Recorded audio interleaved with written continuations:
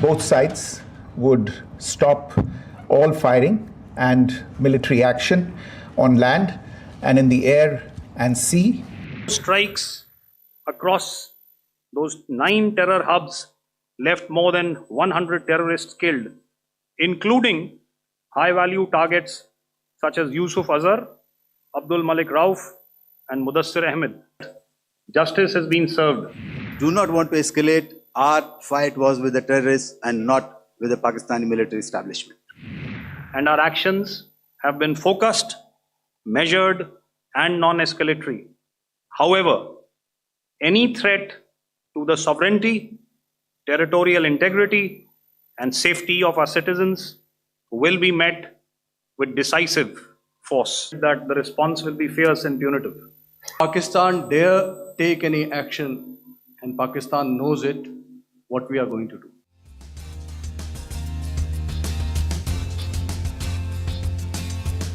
Well, that essentially was the big story which came out of the weekend. Good morning. You're with us here on a fresh new edition of Bazaar Morning Call. It's a very, very eventful last 48 hours, if not more. There is a lot to cover as far as ground is concerned as we start this new week. Markets, of course, in full and fine form.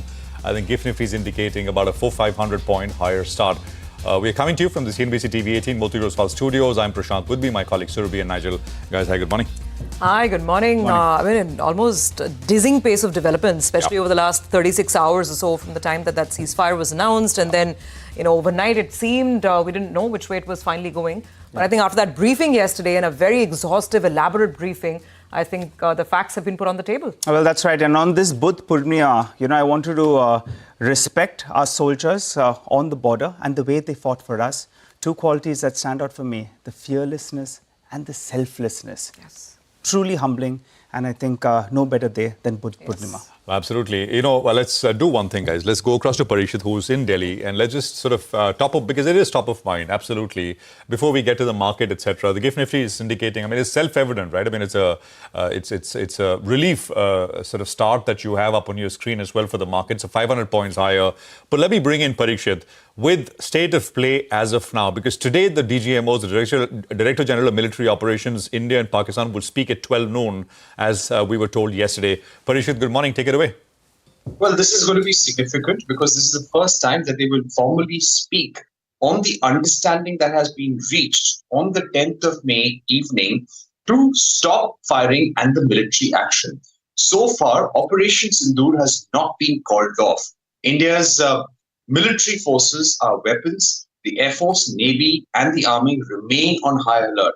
And all of this is not going to change till the time there is a political call to say Operation Sindoor is over. So today the DGMOs will talk. They will try and give shape to that understanding that was reached on the 10th of May, and how what will be the contours of this understanding as well. Because India has made it clear that we are not calling this a ceasefire. There have been cases where on the 10th evening, Pakistan has violated the ceasefire. They sent drones into India, and all of those were intercepted. The good news that we've seen over the last few hours is that there was no ceasefire violation overnight. There were some intermittent cases around 7 or 8 yesterday evening, but post that, there have been no drones. There has been no firing from the Pakistani side and neither from the Indian side. So that is one step forward, but we can't take anything for granted at this moment.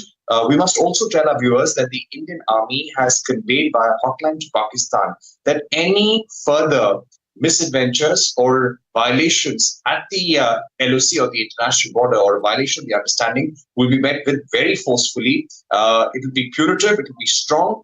Indian Air Force also saying that yes, we've shot down Pakistani fighters. In fact, 11 Pakistani air bases have been destroyed, and we've really laid down a new normal with Operation Sindoor.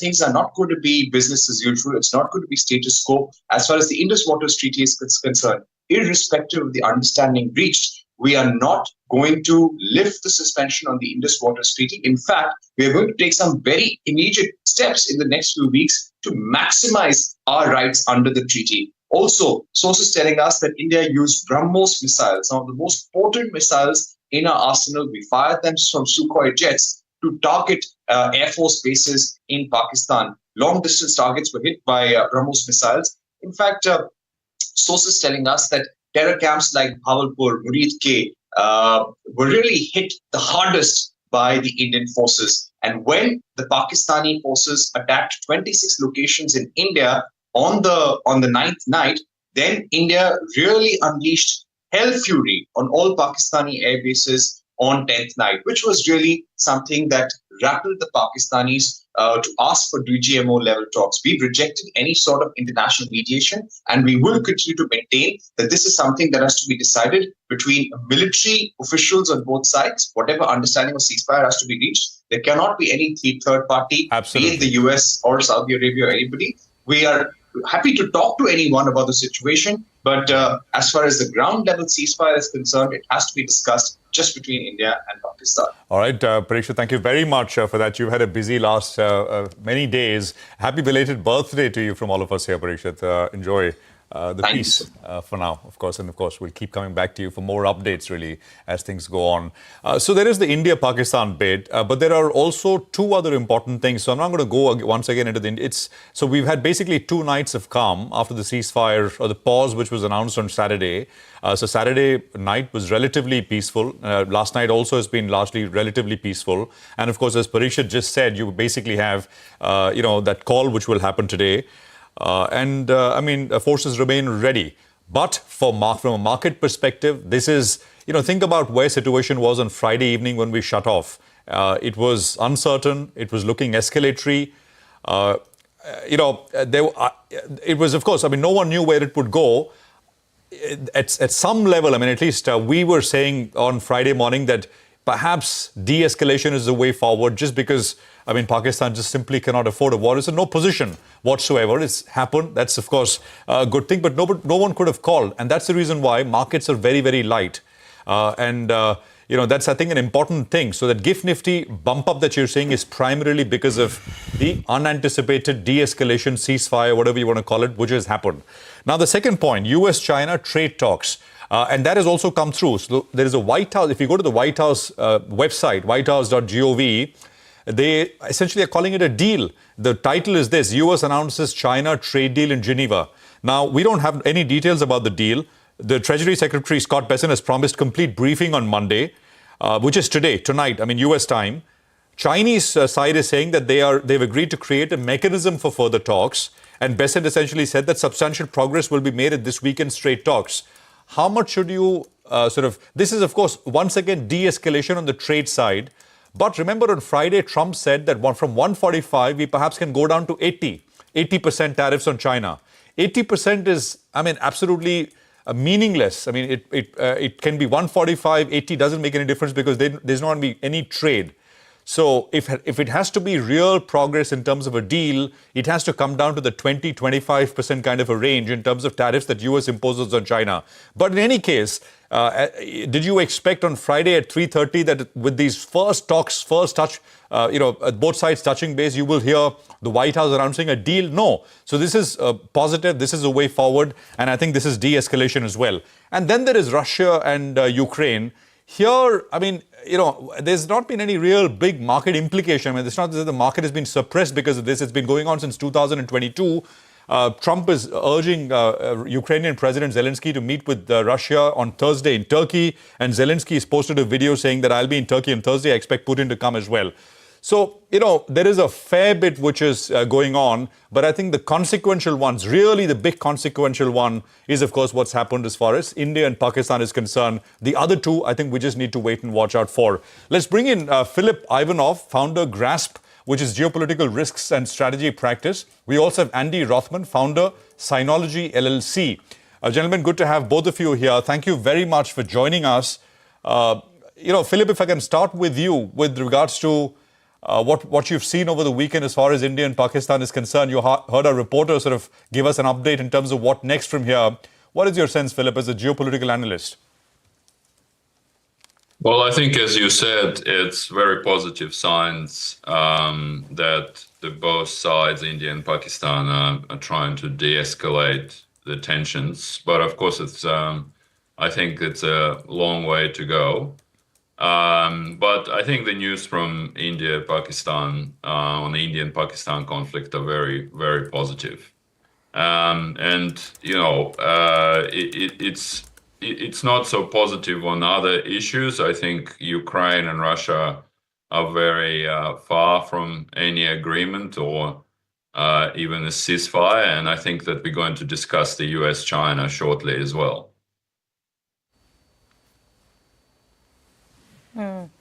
Philip, hi, good morning. So great to have you on the show today. So how should we sort of read this? There was this increasing risk being associated with obviously the Indian market as well, given the events of the last couple of days. But now that the two sides are talking, from the market perspective, would you reckon that the worst is over? I think that perhaps the most intense phase of the conflict is hopefully behind us. And so the market's reacting to that, to those news. But I think, just like with the tariffs and with the US-China competition, I think sometimes markets react prematurely. So I would be quite cautious on all these three geopolitical issues and hot spots that you mentioned. I think it's too early to say whether we see a real progress or it's just a pause in fighting or competition or confrontation. Got that. Philip, coming back to you. Let's get in Andy Rothman as well into the discussion. Hi, Andy. Good morning. Thanks a lot for joining in. Andy, what do you make of President Trump's role in this entire conflict? Is he in our camp, that's India's camp, or not? Because there was a lot of flip-flop that we saw over the weekend. I have no idea how Trump is thinking about this, to be honest. My weekend has been entirely focused on thinking about US-China and the tariff conflict. Right. Andy, so talk about US and China. What did you make of that statement? I mean, is it a bit of a surprise, right? I mean, on the website, say a deal has been announced after 2 days of, for the first time, 2-day talks. This is classic Trump, or should we even expect a framework deal? No one expecting an actual trade deal, but even a framework after 2 days of talks? I think classic Trump is a good way to describe what we've seen over the weekend.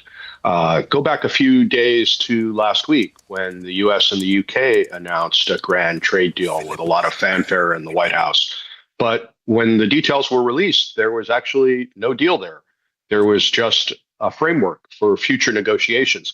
In fact, the short paper that the two governments signed said at the very end, both parties acknowledge that there is no legal basis for this agreement. So I think with China, we had a couple of positive things over the weekend. One is that the two sides met at a senior level because there hasn't been high-level contact between Washington and Beijing since Trump took office. So that's great that they started talking. And even better was that both sides came away from the conversation seemingly pretty happy with the conversation. But in terms of do we have a deal, the White House press release that you referred to earlier, the headline says trade deal with China, but Bessent is quoted in there as not using the word deal, but saying that we've had a good conversation that lays the foundation for future talks. So kind of like what they talked about with the UK. We're going to have to wait another 12, 24 hours to find out whether there's any substance to this at all. So could have been worse, but hard to say if this is really a turning point. Andy, but what do you make of Trump's relationship with India? Because we were expecting maybe we'll be one of the first few to get a deal done. It appears China jumped the line so far, which is good for global growth, because it puts those recessionary fears a little bit behind. But what about India? Where are we placed in Trump's agenda? Well, President Trump is, with good reason, really obsessed with the China part of the trade relationship because it is one of the three largest trading partners after Mexico and Canada. So that it's understandable why he's more focused on that. Also, my assumption is that one of the reasons we're seeing more action on the China side pretty abruptly is that maybe President Trump is starting to feel a little bit nervous about the looming impact on inflation for American consumers, on the possibility that store shelves might be a little bit bare in the coming months as cargo flows from China slow down, and also that he's likely to see more layoffs in the United States, because remember that a lot of the imports from China that come into the United States are intermediate goods. And so companies in the US are already starting to lay off workers because they either can't get access to components that come from China, or those components are just too expensive for it to make it worthwhile. And then, of course, is he starting to worry that certain things that are critical, for example, to the US military, like gallium, might not be available. Also, something critical to basic industrial processes, especially for EVs. Philip, just to come back, the thing is that obviously the engagement between India and the US is at two very clear levels right now. There's the geopolitical level, and then there's a trade deal, which we've been trying to thrash out for the last many, many weeks. How do you think this balance is going to play out? Because on the Indian side, I can tell you that a lot of people are not too happy with the way the optics were around the announcement of the ceasefire and the kind of statements and tweets that we kept getting through the weekend. The Indian side has categorically rejected any international mediation. It says that the ceasefire was something between India and Pakistan. The Pakistani side approached India. But the narrative being spun by the US was very different, and it's not being too appreciated by several quarters here. Does that put any roadblocks potentially ahead for the US-India trade deal? I think that President Trump, as Andy pointed out, is very focused on, first of all, the US-China trade deal, and then second on Russia-Ukraine negotiations. I mean, these are the issues that he was campaigning on during the elections. These are the issues that he constantly comments on. And these are the issues that he's sort of mobilizing his resources, his team to focus on. So, from my point of view, I think the US involvement and US influence on the trajectory of the India-Pakistan conflict, I think will be quite limited. But what it might mean, of course, is that the trade deal with India may not be on the priority list for the president. As a result, we'll see some delays in getting some kind of agreement. So that's where I think the danger is, just because the sheer volume and the sheer complexity of any agreement with China, as well as negotiating in between Ukraine and Russia, will take most of the bandwidth, or foreign policy bandwidth, of this administration. So I wouldn't be surprised if India will not be on the administration's radar for the next few weeks and even months. Got that. Gentlemen, we'll leave it there for now. Good conversation. Philip and Andy will touch base once again, over the coming days, because this is evolving, ongoing situation. And I think what both Philip and Andy are saying is that on all three fronts that we spoke about, I mean, can you really say it is a big turning point? I mean, I think we'll have to just wait and see, especially with regards to US and China. It was classic Trump: announce something big and then sort of work backwards and try and put in details, fill in details as it comes along. Or in millennial lingo, they say, fake it till you make it. If I could use that. We'll take a quick commercial break here. William Lee of Milken Institute will also be with us, and we'll talk more about the geopolitical environment and, of course, markets as well. GIFT Nifty up a solid 400 points.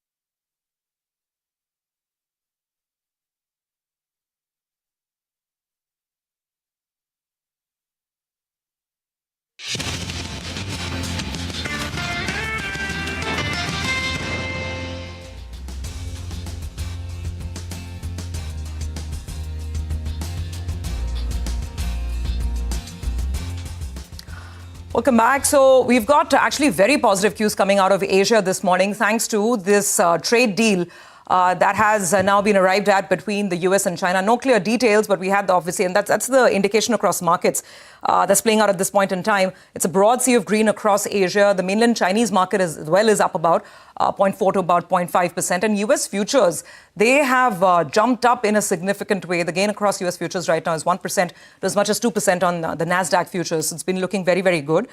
And we had the indications even earlier, even before the official White House statement coming in, because the narrative from Mr. Besant and, the US president himself was that this is very substantial and it's very, very constructive. And that's what, Donald Trump had put out on his social media handles as well, that this has been, a friendly talk, but moving ahead in a very constructive manner. We still need more details to understand what the baseline tariffs are going to be. And that is something that's expected actually today as the day progresses. The Chinese side has also been on board with this. The statements out of China are also saying that it's an important consensus, quote unquote, which has been arrived at. Because of this, it's not just equities that are moving higher. The dollar actually is doing very well as well. Broadly on the upswing, the dollar index is very, very comfortably above the 100 handle. In fact, last I checked, now it's even more, 100.63.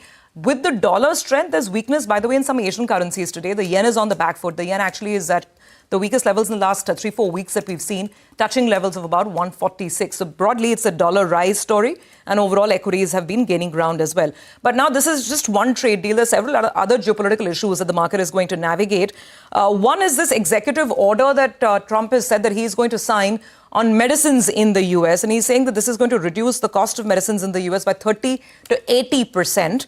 And he says he's going to go back to this most favored nation setup that the US is trying to achieve, where drug prices in the US are going to be similar to that in other developed countries. So let's see how this plays out. That's important. It's going to be important for Indian pharma stocks as well. Finally, geopolitics nowhere near over. Trump is heading to the Middle East. He'll be, taking a multi-country tour that covers countries like Saudi Arabia, UAE, and Qatar. Oil, geopolitics, and of course, what's happening with Israel and Gaza. Those are going to be critical talking points there as well. And then we have to watch out for this great Istanbul meeting between President Putin and Zelensky. So we've got a plate full when it comes to geopolitics and trade deals as well. Let's now come to the Indian market. The escalation of hostilities as we were getting into the end of Friday, that led to a lot of selling not just in the cash market, but in the F&O side of the market as well.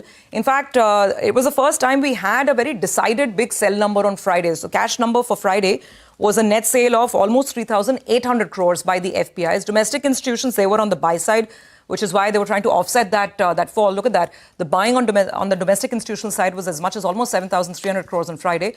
FIs were on the sell side. Let's see if this changes, because this is the first meaningful sell that we have seen throughout the period of this, this geopolitical tension between India and Pakistan. So let's see if it's a one-off.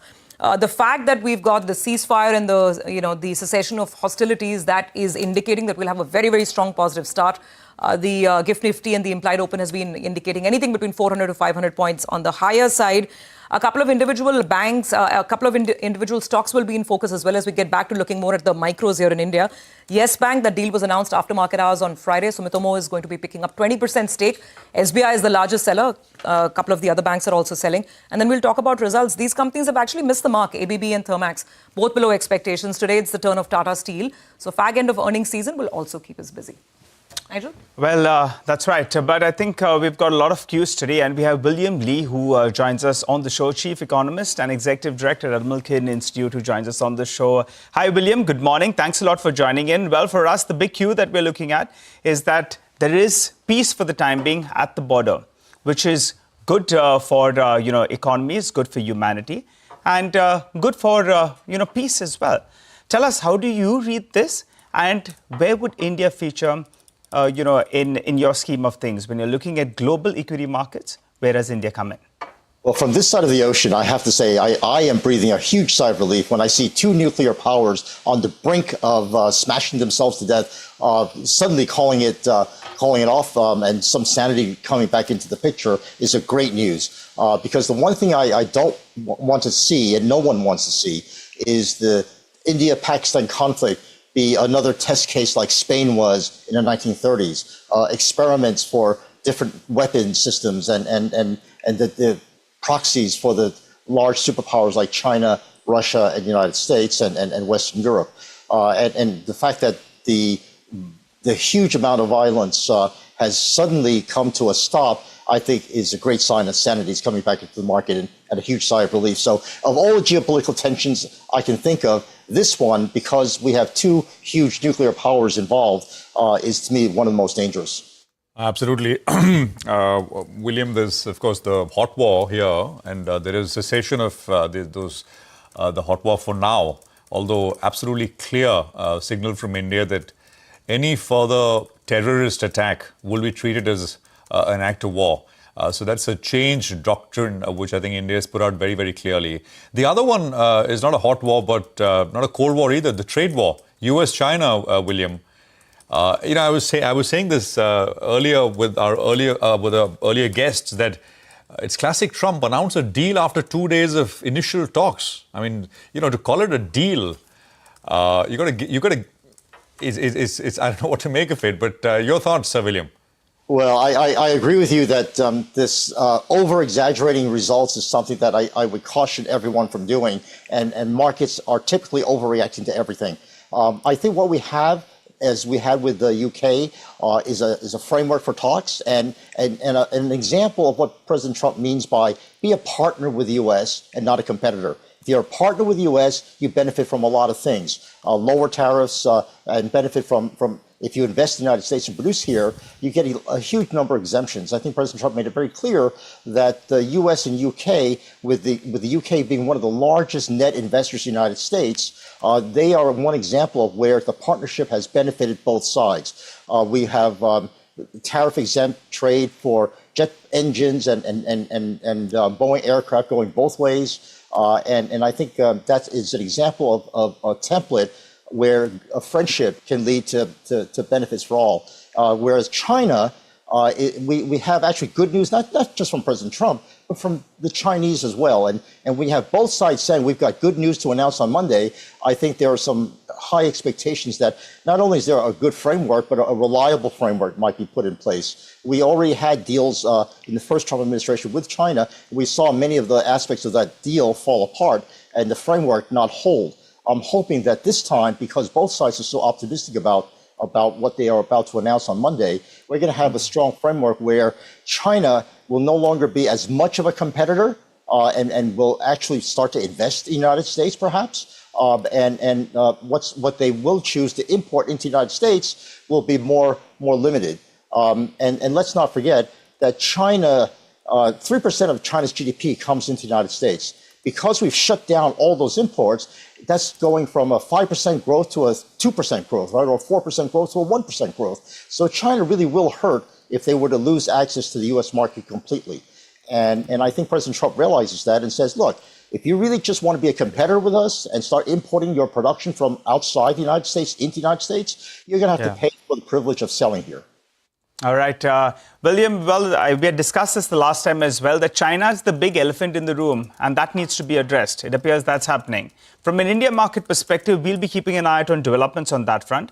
But also, what about the dollar index trajectory? We had discussed in the past, earlier this year, that you were working with more strength in the US dollar, and then, in fact, you said maybe, in fact, it could cool off from here on. It hit that high of around 110, breached the 100 mark, and now it's holding in that vicinity. That's important for us because of the FI flows. Tell us, where do you see the dollar index headed? The dollar index, I think, is still a proxy for whether or not it's a good deal to invest in the United States. And even though it's come off of its historically high level of the last several months, it is well above where it was the last 4 or 5 years. And I think for India, it's an example where we have bilateral flows that are important for both sides. India, to diversify its own domestic portfolio and investors to diversify and get away from home bias, the United States, it would be a great place to invest because that's where technological progress is being made, and that's where innovations are being made, and complementary investments, technological progress, rather, complementary progress to what you see in India. So I think the story for India investors is that they should continue to consider U.S. because we are a location of safe investments and complementary investments to what you have in India. William, great conversation as always and good perspective Thank you very much for joining us with all of that as we continue to track some of these global developments. Let's just look at the GIFT Nifty. For those of you who are tuning in now, and we would start Bazaar at 8 o'clock. We started a little earlier at 7:30. We will get you all the cues. We will get you all the views, a lot of the opinion which flow through as well. But it's 500 points higher on the back of the three things. But the big thing, of course, was the cessation of, India agreeing to a pause in terms of striking targets in Pakistan after talks at a military level. DGMO, which is Director of Military Operations, and the second set of talks are expected to happen today at 12 noon. So that's essentially the big cue. The other two, of course, is US-China. There is de-escalation there as well. In terms of the trade war, Russia and Ukraine, we'll see on Thursday. Potentially, that there perhaps can be a meeting. Trump is pushing for one. Well, we'll slip into a quick break here. But as I said, we'll get your views. Sanjeev Prasad of Kotak Institutional Equities is here. And he says that the Indian market may see a modest rally on de-escalation of the conflict between India and Pakistan over the weekend. He notes the market has gone up in the past few weeks with the markets looking through near-term escalation in tensions and US trade issues. He says fourth quarter earnings have been muted while valuations of most sectors and stocks continue to be rich. So a modest bump up is what Sanjeev Prasad is working with. We'll take a quick commercial break here. We'll get you some of those cues in terms of the F&O, the market positioning, etc. with Nigel. Harish Krishnan of Aditya Birla Sun Life AMC will also be with us in just a bit.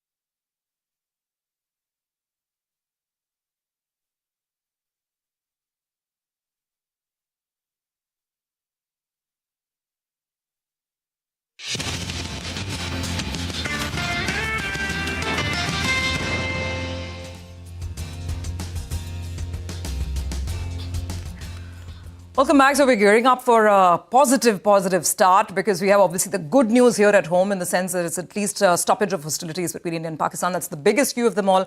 And then from the international front, there is this US-China trade thaw, and that's making markets very excited as well. So good global cues and good local cues. So I guess, Nigel, promises to be a solid opening. Well, that's right. On Friday's trading session as well, I went with the headline that India will emerge much stronger. And now with that growing economy, you have stable and solid leadership at the center. And now you have rising share of indigenous defense equipment as well. This is going to make India very, very strong. Well, in terms of trade, today, in fact, we should be looking forward to a bull's bazooka. That's the way I like to term it, because for the last 14 trading sessions, the Nifty has been in the 600 to around 800 point range, between the 23,800 to around this 24,600 odd mark. So in today's trading session, given the kind of opening that we have seen, I would like us to end closer to around this 24,600 to around 24,550 odd mark. What about the FI action? If that was just a flash in the pan in Friday's trading session with them lightening positions in the cash market, they sold some index futures as well, and now they return to being net short yet again. I would like to see some of this reversed in today's trading session. That's in terms of the cash market flows. They're net short yet again from being net positive, net long by close to around 7,000 contracts because of the swing factor. Now they're net short at close to around 7,000 contracts on the short side on index futures. And the lightening of the position was even there in stock futures from the FIs, both on the long as well as on the short side in Friday's trade.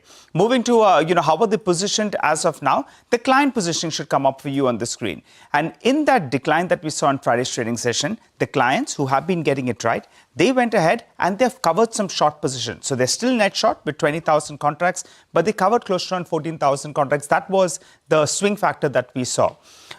Going to the levels then that we should be looking at in today's trading session, I think the Nifty Bank, that's the one that holds the key for today's trading session. And I'll tell you why.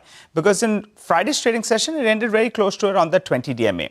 Now the FI flows are going to resume. We'll have to keep an eye out on the Nifty Bank because that's the one that gets bulk of the flows. This index has pulled back 4.5% in the last 14 trading sessions or so. And you've got a big deal announced with Yes Bank. Irrespective of who are the banks announced, you have the message that comes out is there is appetite for Indian banks. So the Nifty Bank will have to play a stellar role in today's trading session if you have to conquer those higher levels. The biggest positive in Friday's trading session was the recovery that we saw from the lows, and we ended almost in the green on the mid-cap index. Two stocks that I'm looking at, result reaction, Birla Corp. Those numbers look beautiful. It has valuation comfort as well. So I'll keep an eye out on this one, though we have the con call during the course of the day. But that's the stock I'm going to look at. Birla Corp, it opens up gap up. And Supreme Petro, in a market that was a little bit jittery, the stock, in fact, that's seen a big correction from the recent peak. It moved on good volumes and it took off some of those crucial technical levels in trade. So both these two I'll be keeping on our radar. Expecting a bull's bazooka today. The 24,550 mark needs to get taken out.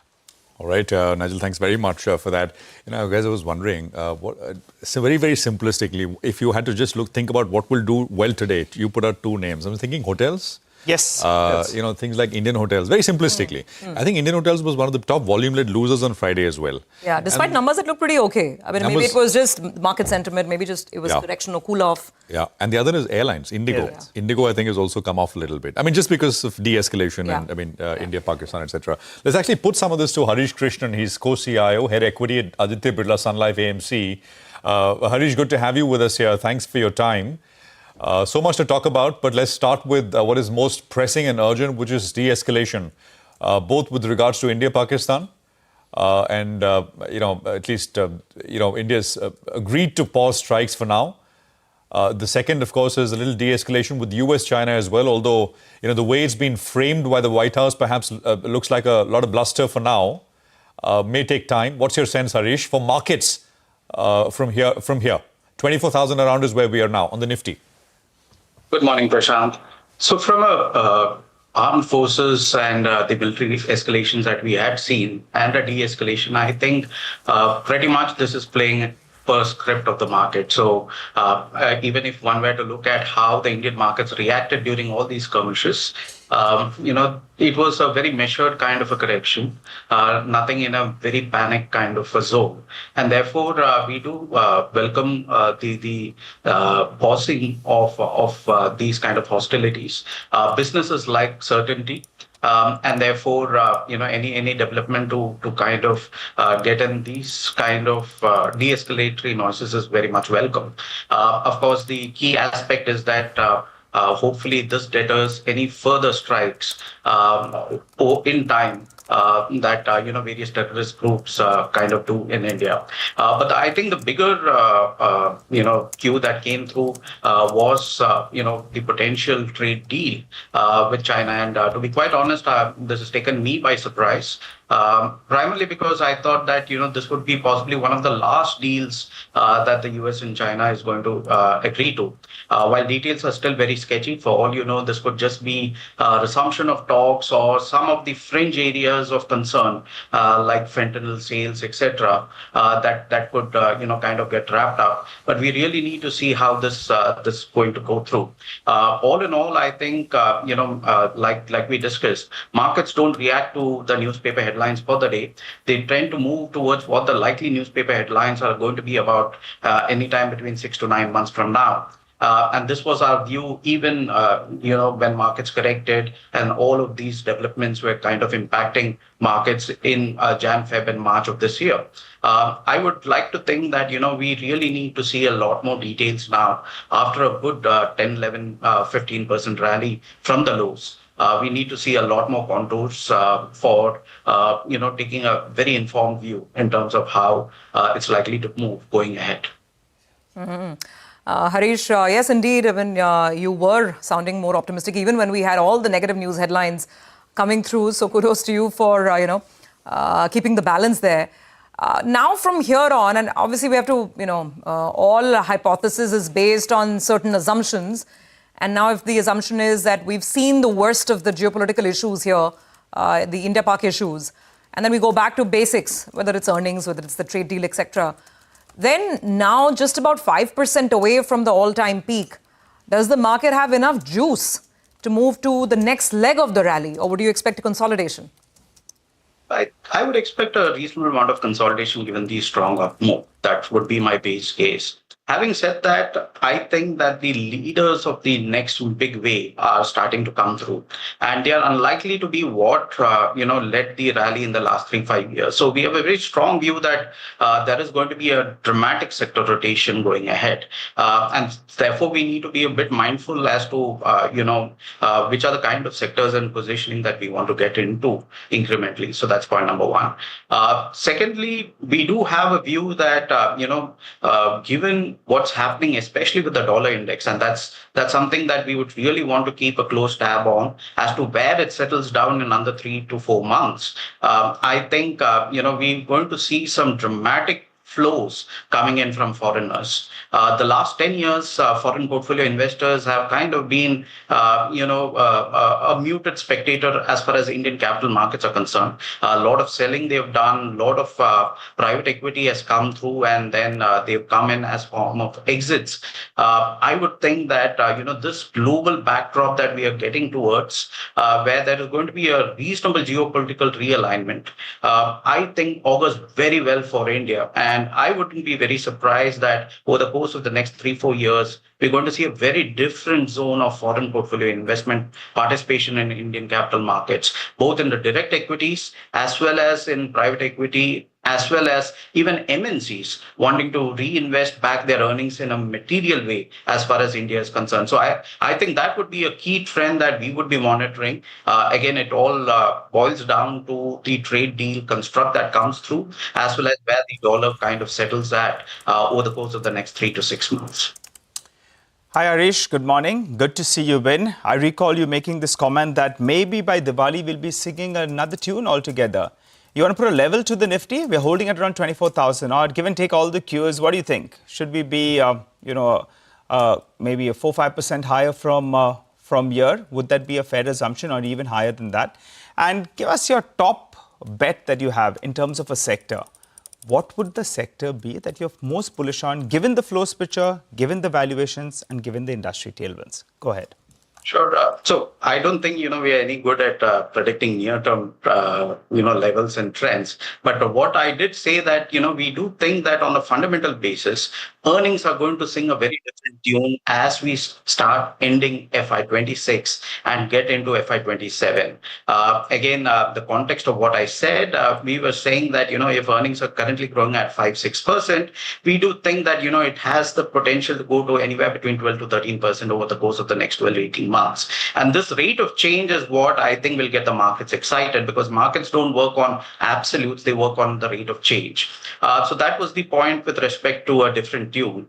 With respect to the sectors, clearly the one sector to my mind which stands out very, very favorably is on the private banking space. This is a space, where while we've seen a good outperformance in the last 6 months or so, from a 3-year and a 5-year perspective, it's been a laggard, barely able to catch up with the overall market move, if at all. We think that there is a fundamental change that has happened as far as the private banks are concerned, which is namely that, the 4 or 5 largest private banks today have got fortified their balance sheets. They have spent massively as far as tech spends are concerned. And while today the headlines are all about a slowing credit growth, concerns on net interest margins, and potentially some increase in credit cost, we think that, capital structures chasing banks has materially changed. What do I mean by that? About 5 years back, every industrialist, everybody wanted to be a banker. Today, most people are fleeing away from being a banker, citing, significant regulations and access to capital, etc. I think this sets up very, very well for the larger private sector banks, where competitive activity is very low. We do think that India will become a very large economy over the course of the next 10-15 years, and it is but impossible to have a very strong banking system and a credit culture going ahead as well. And therefore, the lack of competitiveness, which is there, among the many other players which were otherwise getting into the banking space, augurs extremely well. Needless to say, foreigners, this is a very large liquid space that they would want to get into. This is a space where foreigners used to own a lot of, and as over the course of the last 30 years, many of these names have been the default choice of foreigners to play the India story. So I would think that large private sector banks are extremely well poised. As a barbell, we are also running a basket of, very, very cheap, undervalued private sector banks, which are all trading below book. We do think that while there is a great tailwind for these large 4-5 private sector banks, in India, it is not possible to have 4 or 5 large institutions dominate such a large economy. We are going to need a lot more number of banks. And today, while there is a focus that many of them are trading below book, they don't have access to capital lines, etc. I think that narrative will also change, especially when you have a governor which is focused on growth at this point of time. So I think this would be our number one bet, getting into both the large private sector banks as well as a barbell of the very cheap private sector banks which are trading below book.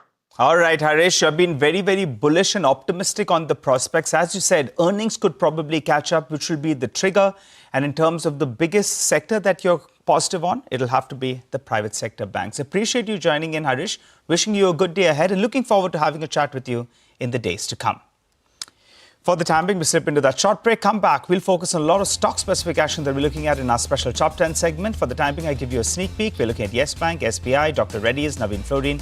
They'll be reacting to positive news flow, while we have pharma stocks, ABB India, Thermax, Swiggy, Bank of India and Manappuram that will be reacting to negative news flow. Take that break, come back, get into further detail on all of these names.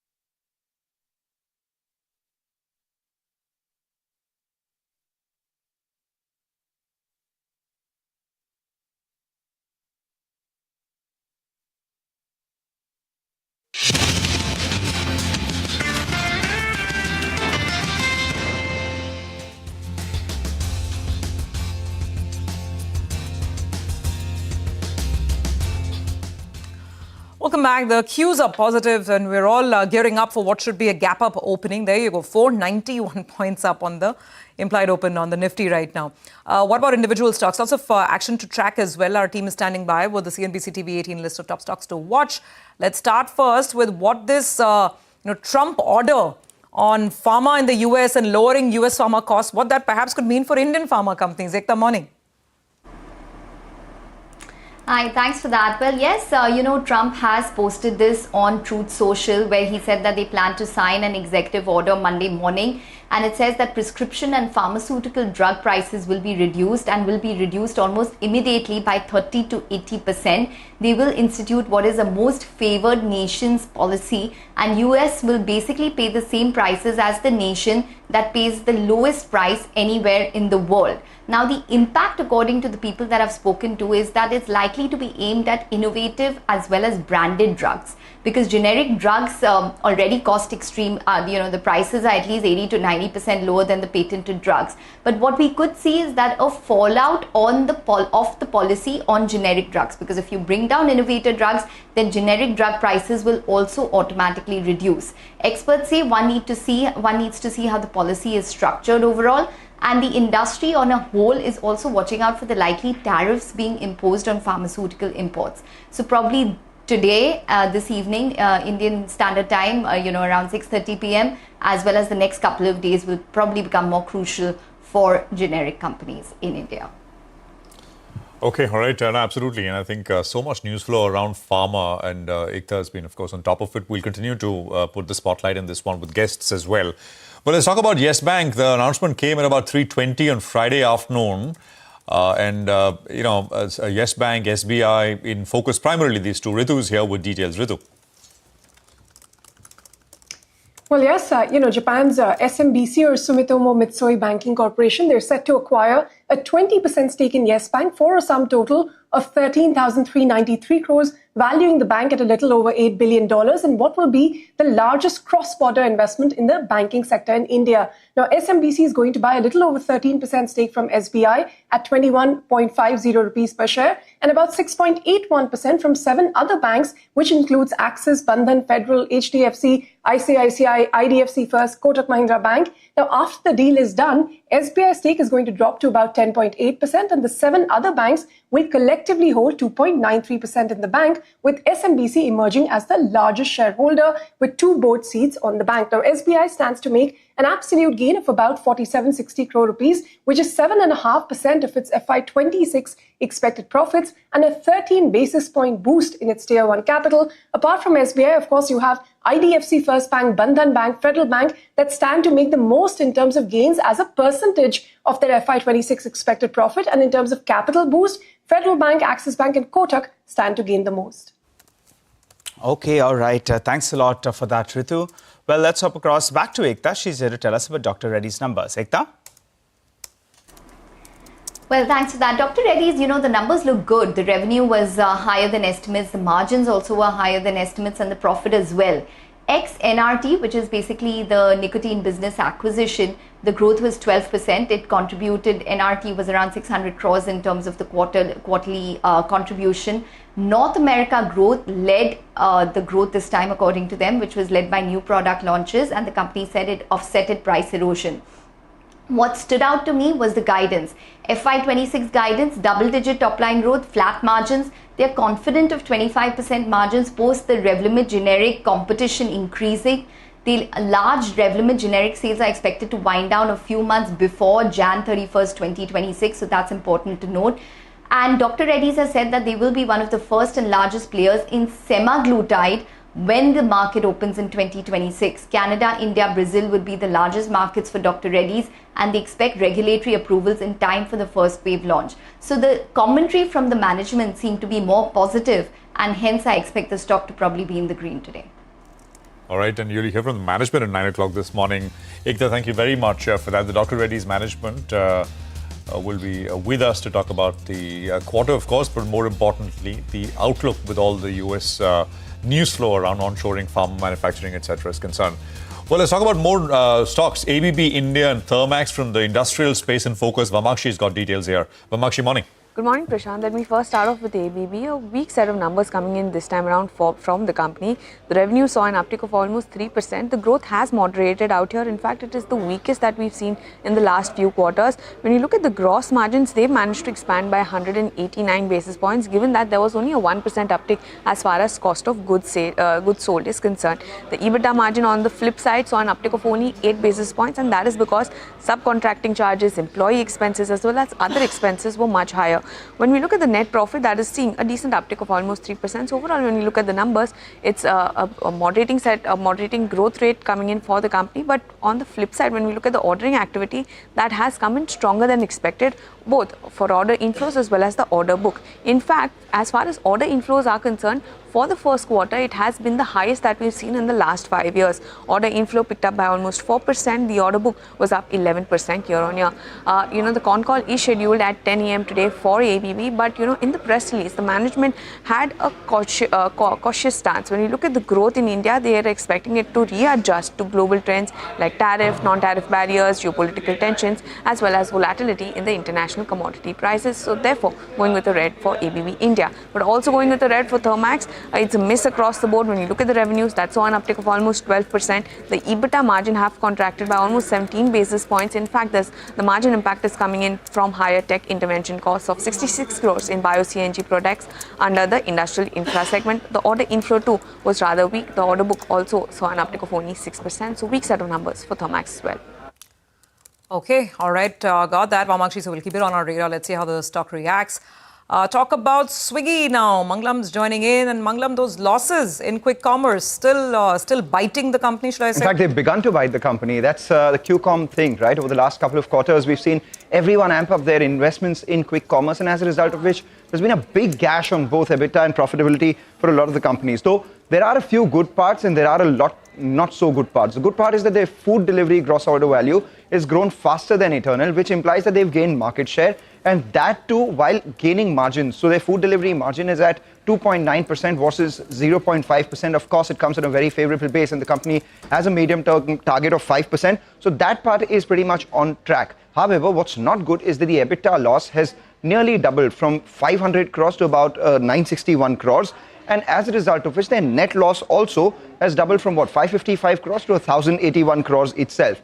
And they've, as a result of all of this, pushed back their contribution margin guidance, a break-even guidance from the third quarter of FY26 to a range of 3 to 5 quarters from here on, which implies third quarter FY26 to second quarter FY27 itself. If you compare it with Zomato, the food delivery business has grown a lot faster as against the quick commerce business.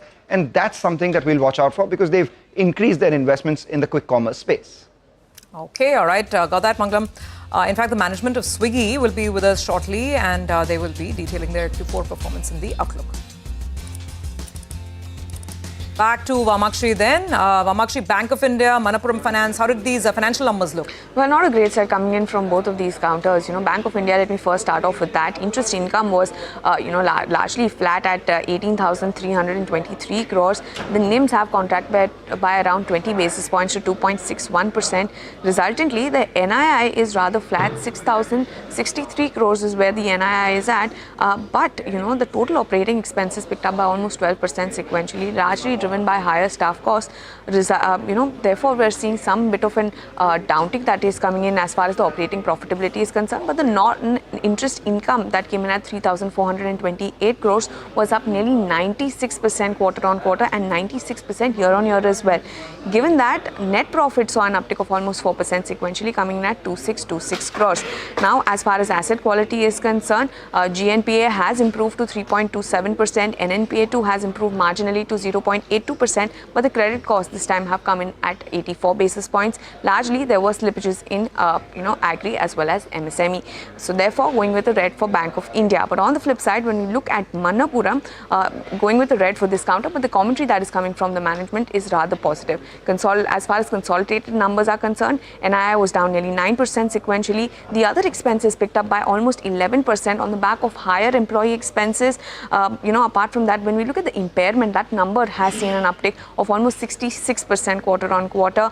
Therefore, the company has gone ahead and reported a net loss of 203 crores. But nevertheless, the management says that the worst of stress in MFI is now behind them. The company is quite confident of achieving 20% growth in FY26, and they also say that some lowering of cost of funds is likely to be visible in the first quarter. So therefore, the stock will open in the red, but expect some recovery on the back of the commentary that came through from the management. Okay, all right, Vamakshi, thanks a lot for that. Let's hop across to Upasana. She's here to tell us about Navin Fluorine. Upasana? Good morning. Well, the company has reported strong set of numbers, both sequentially and even on Y-on-Y basis. This was mainly aided by sizable margin expansion seen by the company in this quarter. Now, coming to the numbers first, revenue stood around 700 crores with an uptick of 16% on a Y-on-Y basis, slightly higher than our poll. EBITDA stood at 179 crore with an uptick of 63%, again in line with our poll. EBITDA margin stood at 25.5% with an uptick of 720 basis points, which was slightly higher than our poll, largely in line, that is 25.2%. Now, company met its Q4 FY25 EBITDA guidance of 25%, and PAT stood at 95 crore with an uptick of 36%, largely in line with our poll.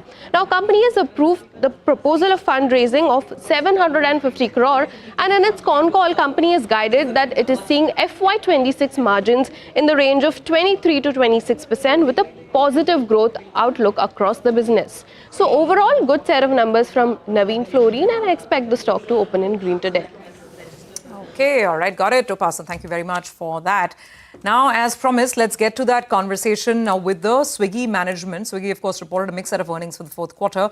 Quick commerce losses have been impacting the overall EBITDA and profitability for the company, but the food delivery margins have improved. Mangalam caught up with the management to talk about the performance and the outlook. Take a look. So I'll speak about food delivery overall, and the macro right now is too volatile for us to talk about or get a clear read on the impact, since there are multiple moving parts, including geopolitical changes happening. We in food haven't seen much of the slowdown which has been talked about. We have spoken of a 18 to 20% range year on guidance. This quarter came in at about 17 and a half plus. So we are somewhat in the range. I think it's a category where we will see long-term tailwinds and also a little bit of quarterly and monthly, because there is seasonality in this business. So some quarters will look up, some quarters will look a little bit down. It does need to grow above 20%. So a lot of our efforts are in that direction to increase, more offerings around speed, which is, for example, Bolt or value offerings and differentiation. Example, like One Black that we brought to the market a few months back. Yeah. So we saw your margins expand, obviously on a very low base to close to 2.9%. Your long-term sustainable target out here is 5%. Speaking of Bolt, which now contributes about 12% to your overall orders, your competitor recently shut that business down, citing no path to profitability here. Could you give us some operating metrics of Bolt as to, is there a visible path to profitability for Bolt for you? So, look, given that we are in a fairly competitive world, I will not like to give specific profitability numbers for Bolt, but making Bolt profitable is not one of the challenges we are facing. And models could be different, so very hard for me to comment on anybody else. But from a profitability standpoint and from a differentiation standpoint, we see Bolt as one of the offerings that we'll like to expand and continue. We've crossed the service in 500 towns, and we continue to be to build it. It's early days. I think it's been less than 6 months or just about 6 months since the service is launched. It's quite scaled up. The restaurant community quite loves it because it gives them an angle to play the quick food delivery market. So we are building it well. So if you see the percentage of order contribution has grown from somewhere around, say, 7-8% range that we reported last quarter to about 12% for the quarter that we are reporting it. Are you seeing some sort of cannibalization of food delivery because of quick commerce, people ordering a lot more packaged food because it comes in 10 minutes, or food delivery growth is between 17.5% largely because of weakness in consumer sentiment? We're just trying to get to what will propel food delivery beyond 20% growth. So look, if you look at quick commerce as a category in terms the kind of food items which are delivered through quick commerce, there are certain categories which obviously have more affinity. For example, ice creams have quite a bit of affinity to quick commerce. But that also, a lot of the share comes from other channels and not necessarily from the food delivery chassis. It also grows the market because suddenly when you have ice cream which can be delivered in 10 minutes, the market expands. I'm taking just an example. As I said earlier, we are talking this quarter. We have delivered to somewhat near the lower range of what we projected the medium-term growth of the category to be. And what will take the category to grow? I think one is this category has served consumers well. I think can't be any letting go of that because consumers rely on food delivery ecosystem to come to deliver at different points in time, different circumstances. That has to continue. I think that is the core to building any category in India. But on top of that, I think a lot of work needs to happen on affordability, on making the delivery far more accessible to a wider section of users than who use it, and especially making sure that the low frequency users are actually increasing their frequencies on the category. All right, let's get in Rahul's views on the quick commerce side, because that's where a lot of the action is when it comes to investment. Rahul, there has been growth, no two ways about it. It's over 50%. If you look at it on a reported revenue basis, gross order values have grown over 100% as well. But that's come at the cost of a big dent in your EBITDA because of the investments that you've upfronted out here. What's your path to profitability here? Because on the one hand, you are investing upfront, and on the second, there is competitive intensity, so you're also giving a fair amount of discounts. So I think if you look at our quick commerce strategy, which we had outlined, right? So we had grown our investments across, say, 3 vectors. One was users. So in the last quarter, we've added close to 2.8 million monthly transacting users, which is what we've added over the last 6 quarters, right? So we've added more users in 1 quarter than the previous 6 quarters put together. The second area of investment has been the store additions. We had taken a very aggressive target of increasing our overall retail footprint or the store footprint to 4 million. And happy to report that we have been able to surpass that. We've added 316 new stores during the quarter, which is more than the previous 8 quarters, right? So there's been a significant ramp up that we have done in our store additions as well as geography extensions. So we are the first platform that entered into, say, 25, 50, 100, and now 125 cities. So those have been the nature of investments that have been made out. We had guided that there would be a certain amount of investment and contribution margin degradation that will happen. We believe that after, with this network expansion having been done, the peak of the CM investment is behind us. Sequentially, you should start seeing us delivering, better CM, results from here on. We are guiding that over the next 3 to 5 quarters, we will be able to break even at the contribution margin level. We do see heightened level of, competitive intensity, especially because it's a very, very large market opportunity. The number of new users attaching to the category are, increasing manifold. As you mentioned, our gross order value grew by more than 100% on a yearly basis. And we do expect this to continue the accelerated trajectory of growth. However, with the network expansion having been made, we do believe that the peak of the investment cycle seems to be behind us. All right. Peak of investment cycles behind you. What's interesting is you said that you would be contribution margin positive in the next 3 to 5 quarters. That's actually delaying it by a couple of quarters, because I remember the last quarter when we spoke, you did say that you will be contribution margin positive by the 3rd quarter of FY26. Am I reading that correct? That's correct. I think what we are baking in the current guidance is a heightened amount of competition, not only from the existing players, but also certain new players that we are seeing that are entering the market. So it's very hard to, pinpoint the specific, quarter that we will be able to deliver on this guidance. But as I said, we do have a lot of levers at our play, which we believe, we feel confident about in the current guidance. So we do want a little bit of flexibility to be able to play to ensure that we retain our market, position and grow it from here. All right. Mangalam, thank you for taking us through the conversation. That's the Swiggy management with outlook going forward on their business. 313 is where it left off on Friday. Manisha is now joining in with a roundup of everything which is happening as far as the commodity markets go. Manisha, good morning. Morning, Prashant, and thank you for that. Well, it absolutely is a risk-on kind of a sentiment today. So what we have seen in gains in commodities has been the metal prices and crude oil. Crude oil actually seems to be extending gains after nearly 4% of gains in the previous week. We're looking at crude oil prices trading 0.5% on the higher side. Well, the US-China trade talks, Russia-Ukraine ceasefire are all very positive statements coming in for these markets. And not just crude, you have copper prices trading 0.5% on the higher side as well.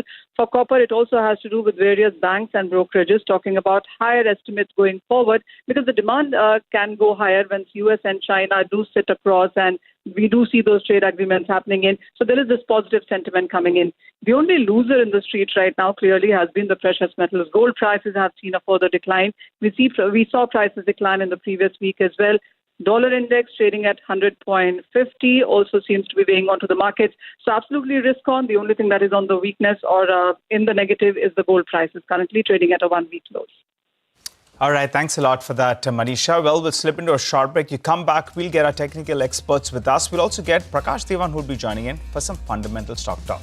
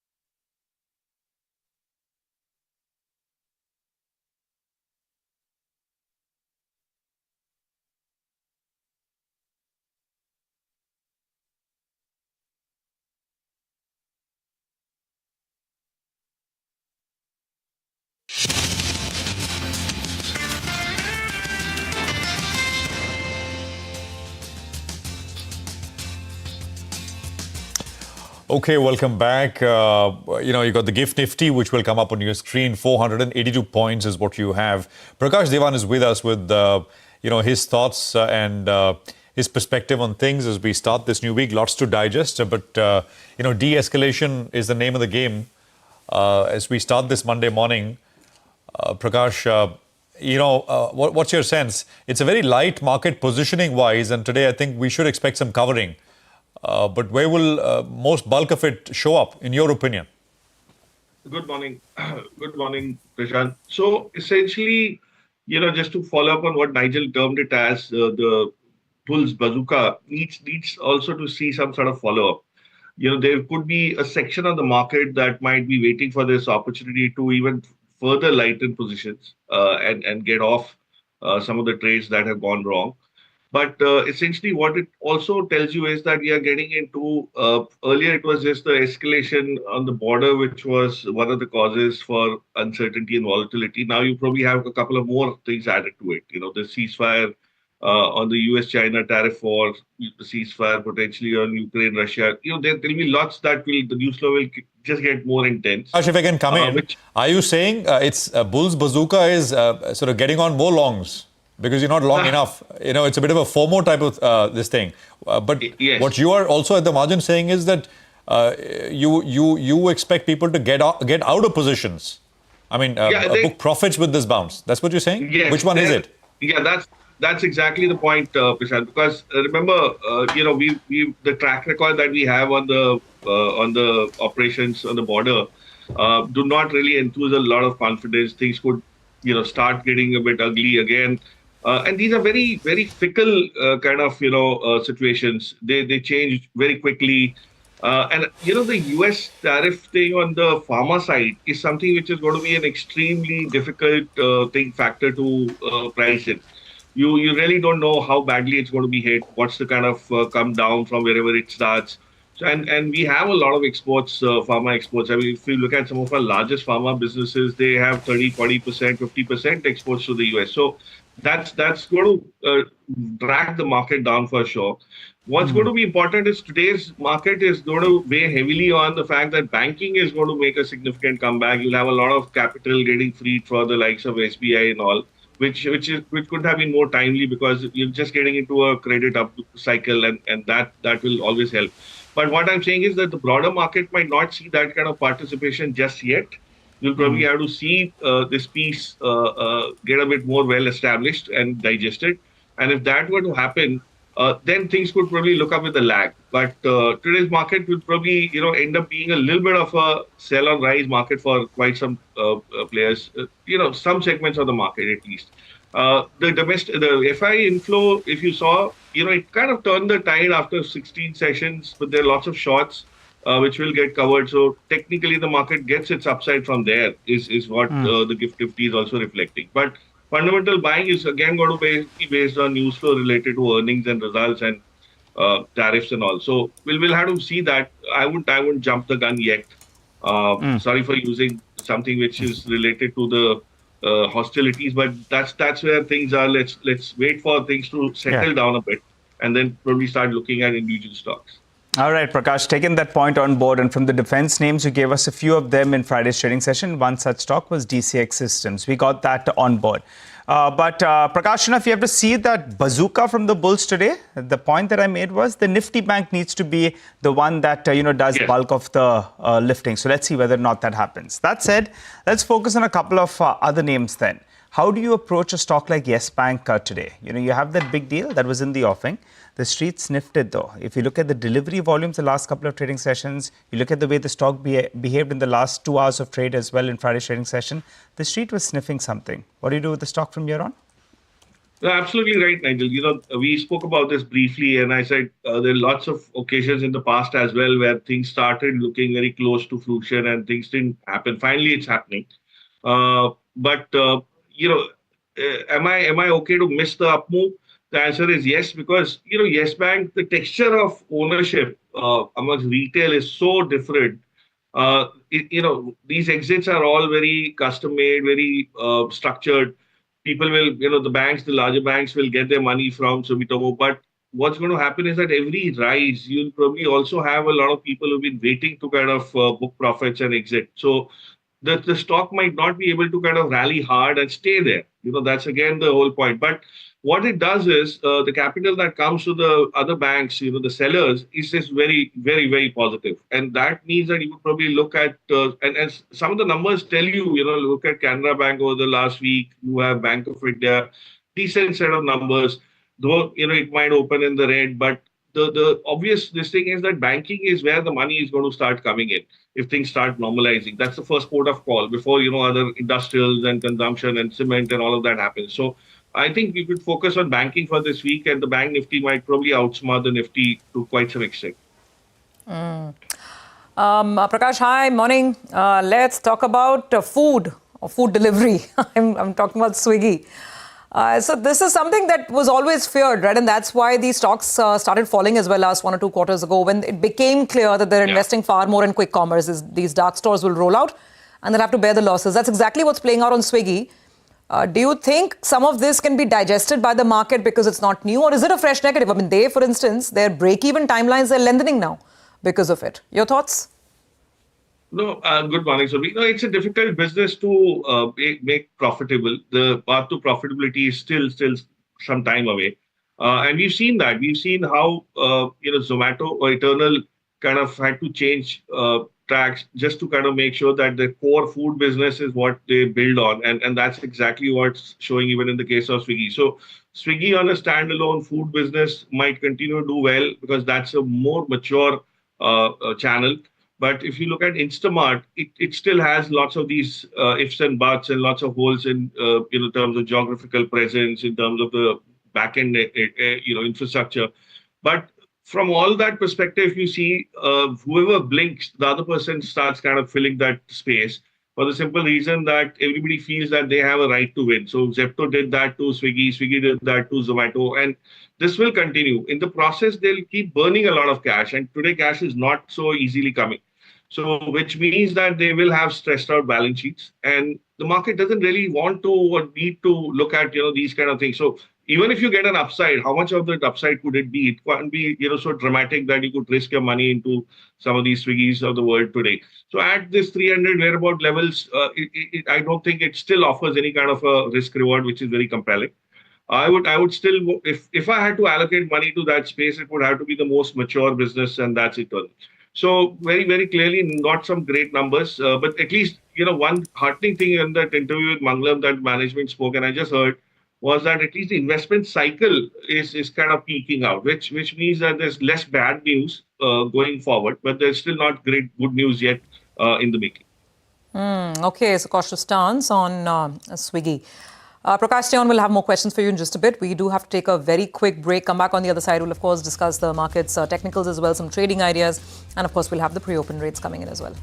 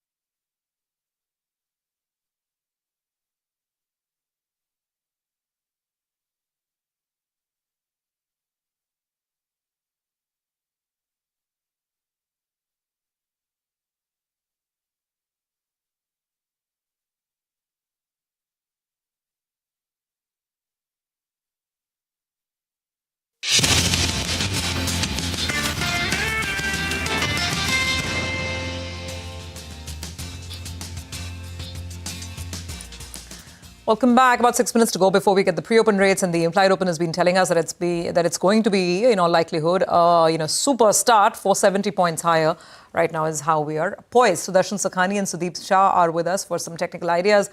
Gentlemen, morning to both of you. Sudarshan, let me ask you first. So the news has been very comforting, at least the cessation of hostilities. How would you play the gap up? Yeah, good morning. See, if you are long for any reason, and the last week was a buy on dips opportunity throughout, I have said that, then the gap up is a time when you want to take profits. You don't want to hold on to your long positions. That applies to the index, to the bank index, to Nifty, and as well as for individual stocks, which you have taken short-term positions for in. But if you want to go long, then the gap up is not an opportunity to buy. We will have to wait for a significant dip from whatever highs are touched to think of buying. We should be looking to buy, but today morning is not the time. Wait patiently for a dip. It will come either today or tomorrow. And what's the dip, Sudarshan? And how do you define that in terms of what's the good buying zone for you on the Nifty? It won't be a zone. It will be 200 to 300 points lower than whichever high is made. That should be approximately 24,300, approximately. Okay. All right, got it. We also have Sudeep Shah, like I said, with us. Sudeep, morning. Same question to you. What will your approach be, Nifty, Bank Nifty?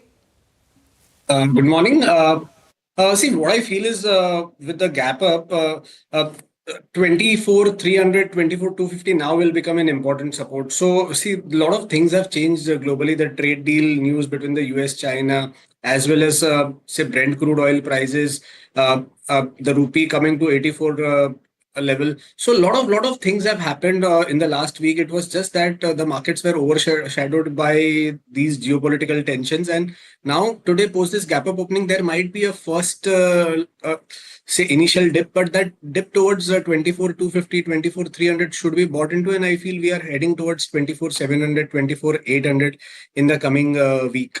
So any dip should be used to go long. And still, I would just insist that one should buy quality names and not getting too swayed away by the rally. So quality will still persist, but top quality large cap stocks should be on the radar. What would your trades be, Sudeep? Yeah, so the first stock that I have on my radar is L&T. Last week, good numbers. Post that, we've seen a decent breakout on the short to medium term charts, and 3370, 3380 now becomes a very important support, and we feel that the stock is headed up to 3650, 3700 from a medium term perspective. The second stock is Titan. Titan also has given a decent breakout after a 15-day consolidation. It closed above its 200-day moving average significantly post 11th February. So here we feel that a lot of short covering also could be witnessed, as well as the medium-term charts also suggest a decent up move and a breakout from the current levels. So we feel that 3450 will act as a strong support here. Until this holds, the stock is headed up to 3680, 3750 on the upside. Okay. All right, Sudeep, thanks for that. So, Darshan, let's come to your stock list as well. What are you working with? Well, the first is Yes Bank, and that is because of that big, large move we saw on Friday. That tells us that a significant breakout is happening.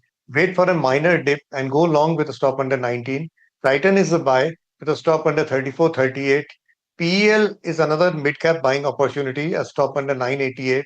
And finally, Chambal Fertilizers, which has been outperforming, is a buy with a stop under 670.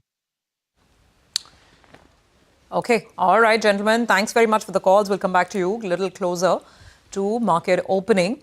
Also, when we come back, Erez Israeli, the CEO of Dr. Reddy's Laboratories, is going to be giving us a view on the company's fourth quarter numbers.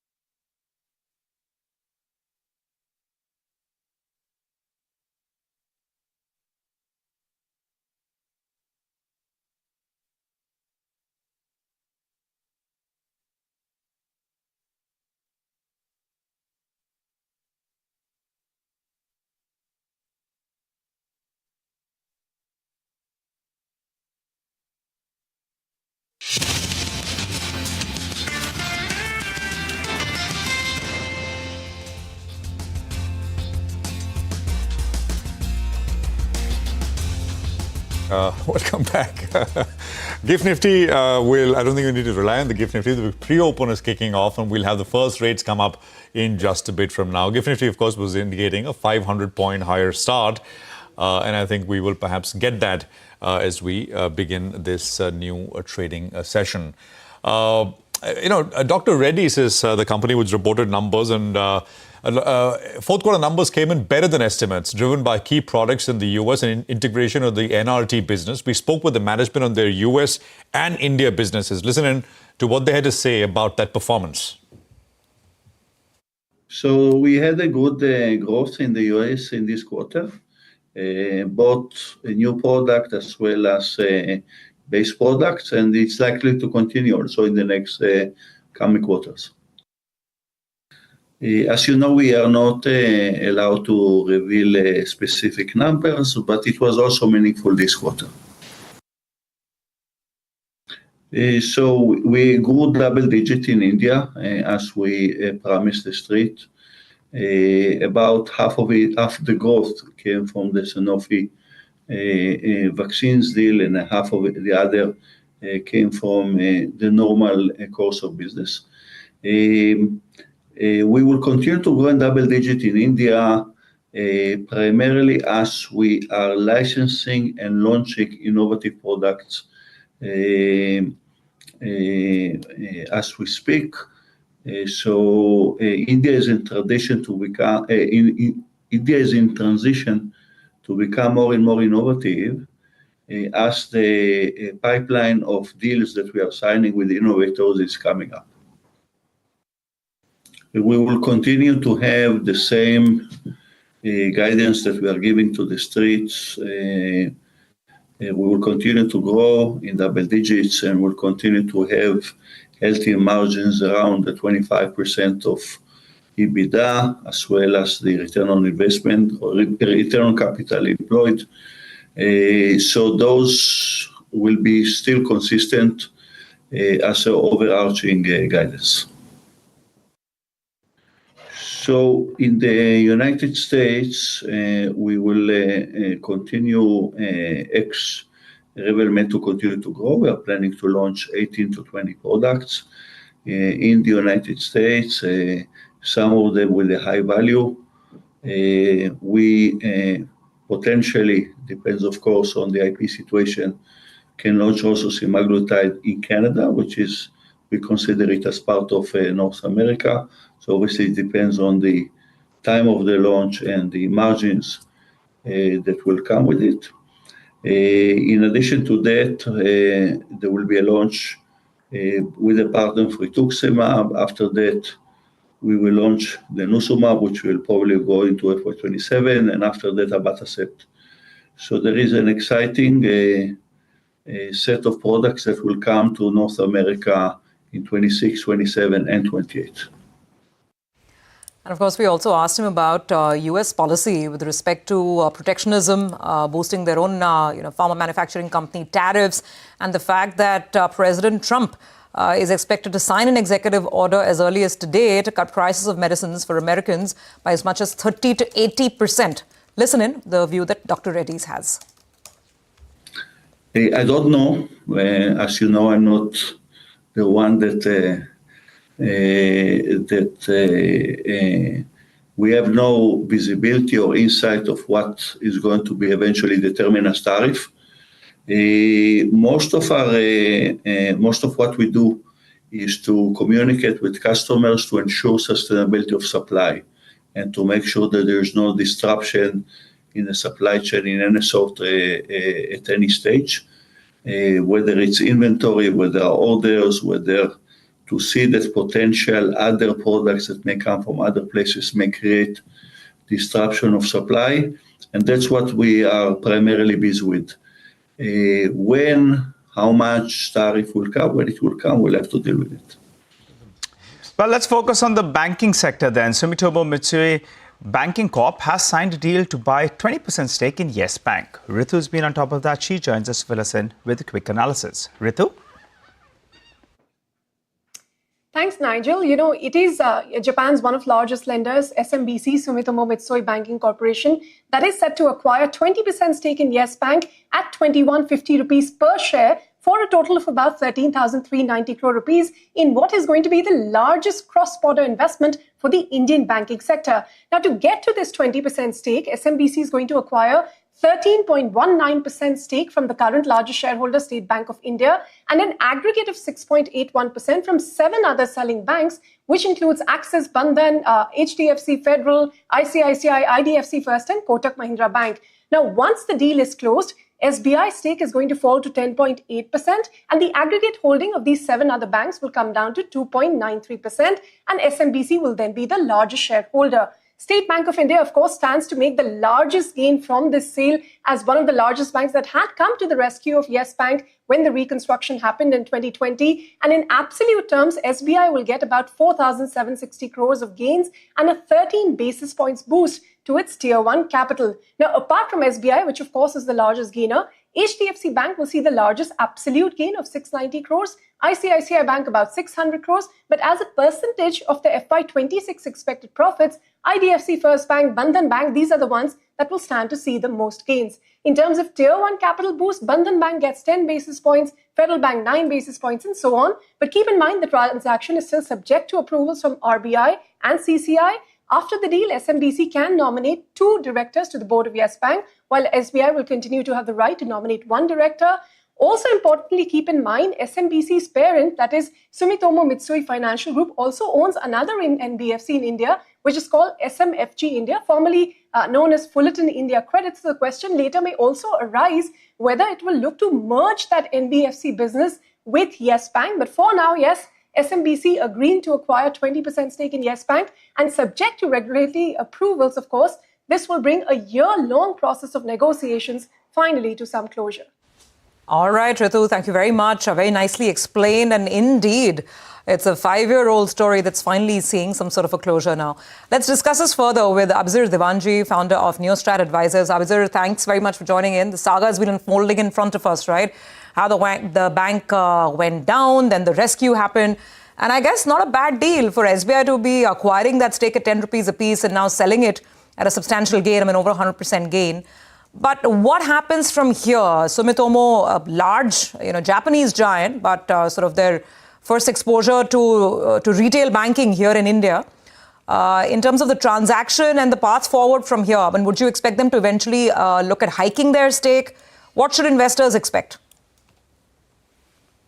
So for now, I think RBI has taken a big leap in actually allowing a foreign bank, financial institution, to own more than 10% in an Indian bank. I think that's a breakthrough in itself, and I think the right one. So RBI has now said that, hopefully will approve, to say that now you can acquire a 20% stake in a domestic bank by a foreign bank or a foreign regulated institution, which I think is a big thing. Going forward, the natural choice would be that, 20% you're neither here nor there.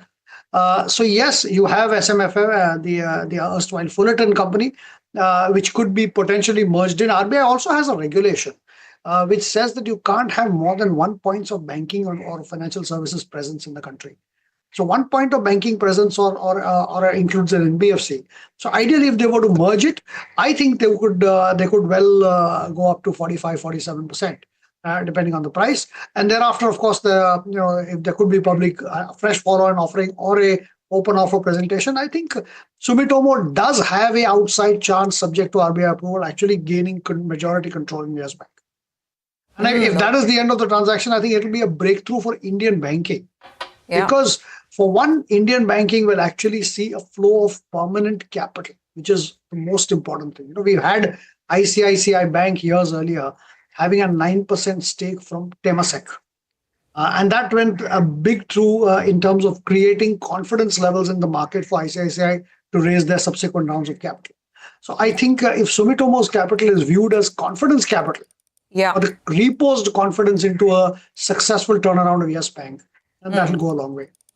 Absolutely, and very important point. So the first is we have to see it, and you're saying that hiking stake could be very much on the cards, depending on how regulations and how negotiations progress. Maybe there's an open offer as well. So now in terms of realizing the hidden value in the asset, or basically sort of bringing it up to age, Yes Bank is still a far cry. Before the crisis happened, I'm just going back to historical levels when the stock used to trade at 300 plus. But even in between, when we had these overtures about some deal happening, we've seen highs of around 30 on the stock thereabouts. So I'm just trying to ask you, in terms of bringing out the intrinsic value, bringing the business back to its full potential, would you expect Sumitomo to be the right fit? And should investors have reason to feel far more optimistic? Because even now, even after this 15% rally in the 1 month, stock's only at 21. So look at it this way.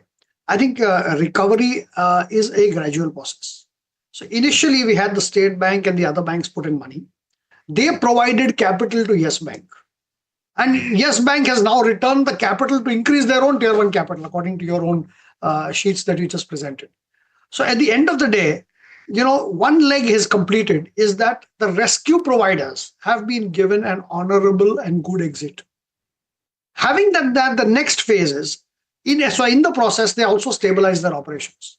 Having stabilized the operations, now we have confidence capital coming, where somebody says that I trust you from the outside. I did not come to rescue you. I have come as a growth investor into your company. And that, I think, is a big confidence booster to the markets to say, yes, the balance sheet has been corrected. Yes, the strategy is in place. And new capital trusts it.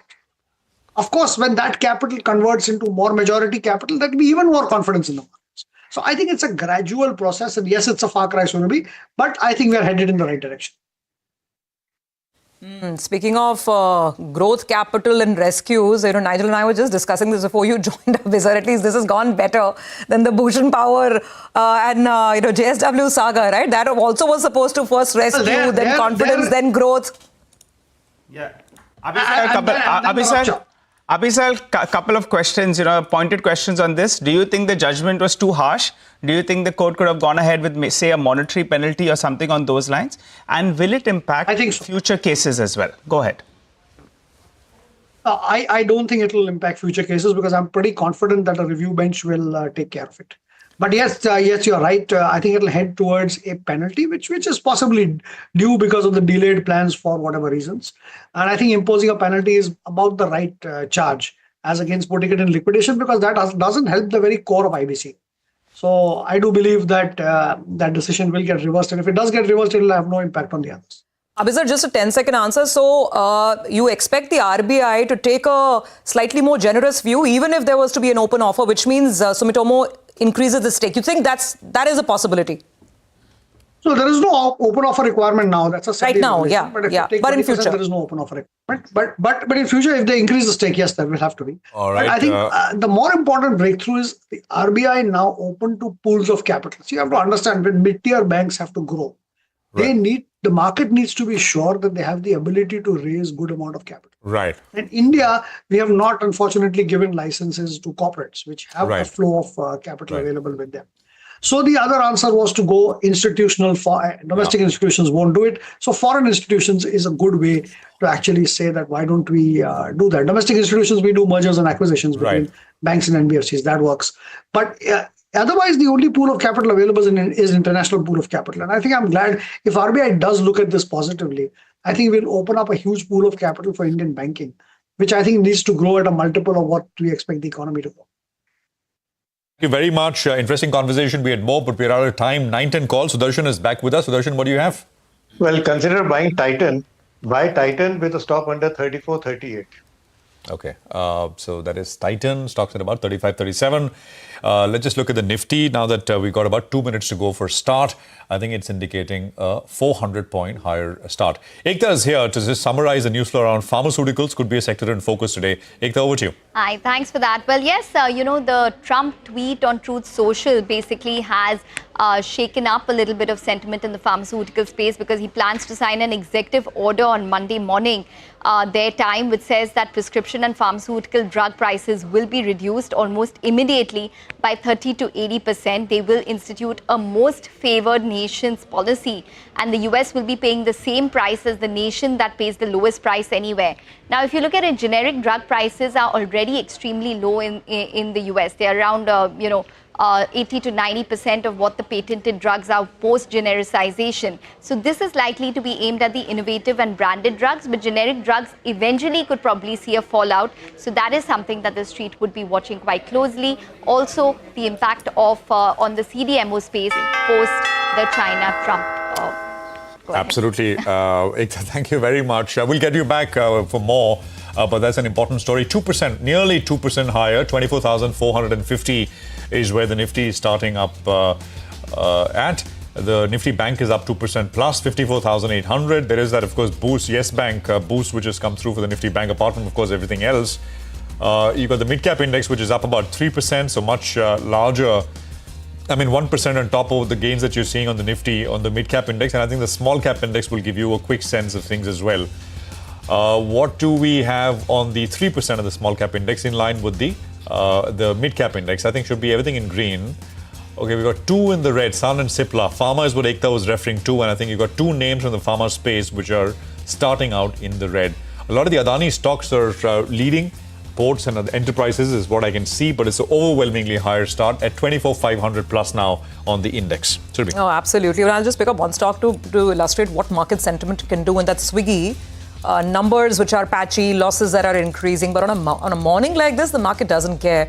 The reaction could have been perhaps different on a different day. But anyway, let's get back to the large cap screen. It's all green actually. Everywhere, Adani Enterprises, ports are leading that charge. 4 to 5% up on these stocks. Geo Financial is having a good morning. Shriram Finance, Trend, it's everything up kind of a day. L&T, Infosys, Axis Bank, it's across the board. Banks are higher. The Bank Nifty is charging ahead, 2.4%. But the Nifty is not too far behind, 2.2%. So it's not a single sort of bank-led rally either. Very well rounded. Look at Reliance, look at L&T, look at the tech names like TCS and Infosys. It's all guns blazing today across the board. The only sector that's a little subdued for obvious reasons is Pharma. Cipla, Sun Pharma are lower. Sun Pharma is down a lot more, by the way. Sun Pharma is down about 5.5%. They have a lot of exposure to the US. And we'll see if there's something specific here that needs to be checked. But otherwise, it's up and away. 530 points now, Nigel. Well, that's right. The stock that I picked out this morning as could be possibly the stock of the day was because of the result reaction. And that's Birla Corp. The stock normally doesn't move on very, very large volumes. But in the first minute itself, you have a big bazooka in terms of volumes. 1 lakh shares have been traded on the NSE. The stock is up close to around 20%. Birla Corp, the numbers were much better than expected. Realizations were much better. We'll have to wait by to see whether or not how much of it was incentive income. But otherwise, good operating performance, EBITDA per ton coming at the highest we've seen in 18 quarters, and there was debt reduction as well. The street likes it. The stock is up 20%.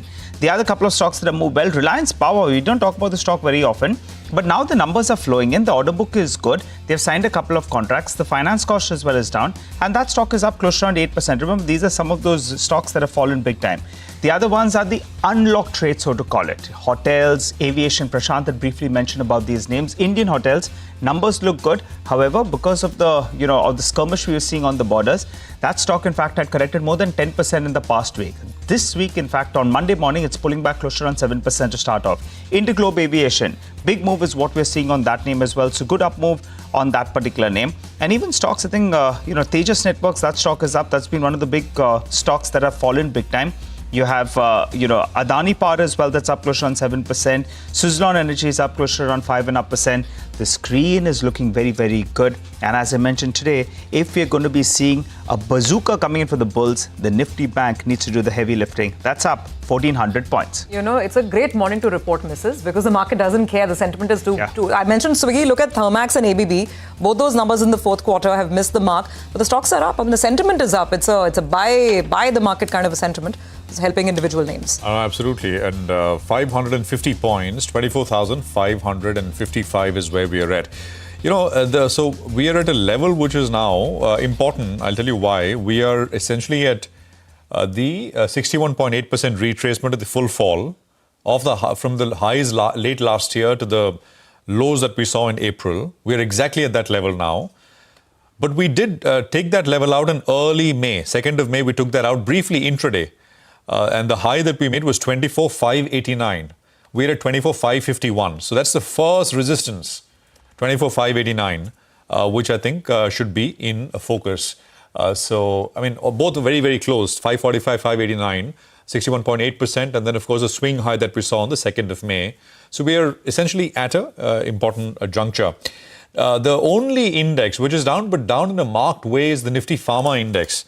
The Nifty Pharma Index is down about 1.8%. And we've been sort of focusing on that with, of course, you heard the Dr. Reddy's management earlier talking about everything which is coming out of the US with regards to onshoring manufacturing, etc. And of course, Ekta has been telling you about the implications of what Trump has tweeted with regards to drug prices in the US, etc. Guess what? The two largest volume traded stocks on the NSE right now are Indigo and Indian Hotels. Indigo is up 7% and Indian Hotels is up 7%. So these are large names and both are coming up very, very sharply at this point in time. So it's a good looking screen. Sonata Software, just a few other names with volume. Sonata Software is up about 7%. Nigel mentioned a Birla Corp, which is limit up. There is Serra Sanitary Ware 8%. Inox Wind is up 6%. PG Electroplast, I saw Sirma as well. So these are EMS plays. PG Electroplast and Sirma both are up 7% apiece right now. Nippon India is up about 8%. And I did see BSC, another capital market name, along with Nippon India, which was up 6% in the morning as we started on large volumes as well. So that'll come up as well. 7% on BSC. Stocks past 7,000 rupees. So that is, I think, a new high. Yeah, it is a new high for all-time high for BSC. I think this is the first time that the BSC has gotten past the 7,000 rupee mark. So that is another one which is doing very, very well. 566 now on the Nifty. Manishi Ray Chaudhary is Chief Executive Officer at Emma Capital Partners. He's with us to take some questions. Manishi, good to have you with us here. Positioning was light. And there is a lot of covering, etc., which will take place. But how do you assess the, not very long term, but medium to even slightly nearer term outlook for the markets from here? Because there's that US-China as well, around which we will get more clarity, and that can provide more risk on. What's your sense? The best part here the market now is that there are many stars which are aligning together. So on the one hand, we have the first round of talks between US and China, which, it'll obviously take a long time for them to reach a final agreement. But it's clear that, the fact that talks are happening is the first step towards a potential agreement, and therefore the first step towards reducing the kind of uncertainty that prevails across the world. Simultaneously, we have had some of the pronouncements from the large tech companies in North Asia, which seems to indicate that the bullishness and the kind of capital spending that's happening on AI and other areas are likely to continue. We have seen those commentaries from TSMC and some of the other Korean companies. Third, in India, the military skirmishes are now behind us, and the market is looking forward to more stability on that front also. We're kind of more than halfway through the result season. It's been mixed, but it hasn't turned out to be as bad as some market participants might have apprehended. So it's a combination of all these things which are driving the entire emerging markets higher. And add to that the fact that there is now the reverse flow happening from the United States back into the emerging markets, which is clearly visible in how the US dollar is behaving. Put all this together, it's actually a good time for Asian markets and specifically for India too. Okay, good time for Asian markets and for India. Manishi, thanks very much for joining in. Indeed, it's been a good time. I mean, given all the turbulence, April was a good month. May, we got hit by this geopolitical issue out of nowhere, and yet the market has managed to march on. So indeed, the question is, have we sort of seen the best for the year, or is this just a base building for things to really pick up in the second half? What's your sense? My guess is going forward, I think the market performance would be more in line with the kind of earnings growth that we are likely to see. And that for fiscal 26 or even for fiscal 27 would possibly be in the early double digits to mid-teens, so somewhere around maybe 12 to 14%. Valuation in India does not still give a lot of comfort. It is trading at about 20 times or so 1 year forward, which is slightly higher than the long-term average that the major indices have traded at. And I think, so that is something investors would have to be a bit careful about. So I think the way to trade India would be in terms of very careful stock selection, avoiding, the very highly valued sectors and stocks, because in case of a US recession, as we have seen historically, it's actually the expensive stocks that take a beating. Much of the downdraft into the market arises from valuation decline and not so much from earnings estimate decline. So, if investors focus on careful stock selection with the strong growth objectives and reasonable valuation, I think there is significant opportunity to be taken advantage of in this market. So where are the opportunities then? Manishi, give us the top couple of themes that you're betting on. Right. I will name three sectors. And they're not too different from what I said. I think it was on your channel about a month ago. Number one, the private sector banks. I have long been a fan of Indian financials. If you look at the longer term, the penetration of banks, organized sector financials is nowhere near complete. And the private sector banks are the ones which would gain market share. Second, I would also focus on consumer discretionary. This is more of a medium-term theme. There's money coming into the hands of Indian taxpayers and also in the hands of the Indian government servants. So consumer discretionaries, including autos, including the EMS plays, they all fit into this bill.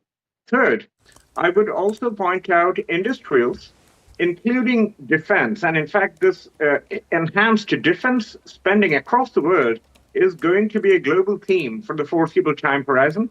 We have seen it in Europe. We are going to see it in Asia, in particular in India. And I think the government's focus on infrastructure and the government spending momentum is also coming back after a brief lull during the election year. So these are the three sectors I would point out in particular. Okay. Those are some of the specific areas. On pharma in specific, what's the sense? Because the news coming out of the US seems to be that obviously they're looking at bringing drug costs lower for Americans. Right. Now, it seems that this order that he's speaking of, Mr. Donald Trump, that he's going to sign today, that's going to be more for manufacturers of patented medicines. But then if patented medicine prices go down, then it's obvious that their generic version prices will also have to be lowered. How are you looking at pharma, given the very close linkages to the US market? Right. So, one doesn't know exactly what this order would entail.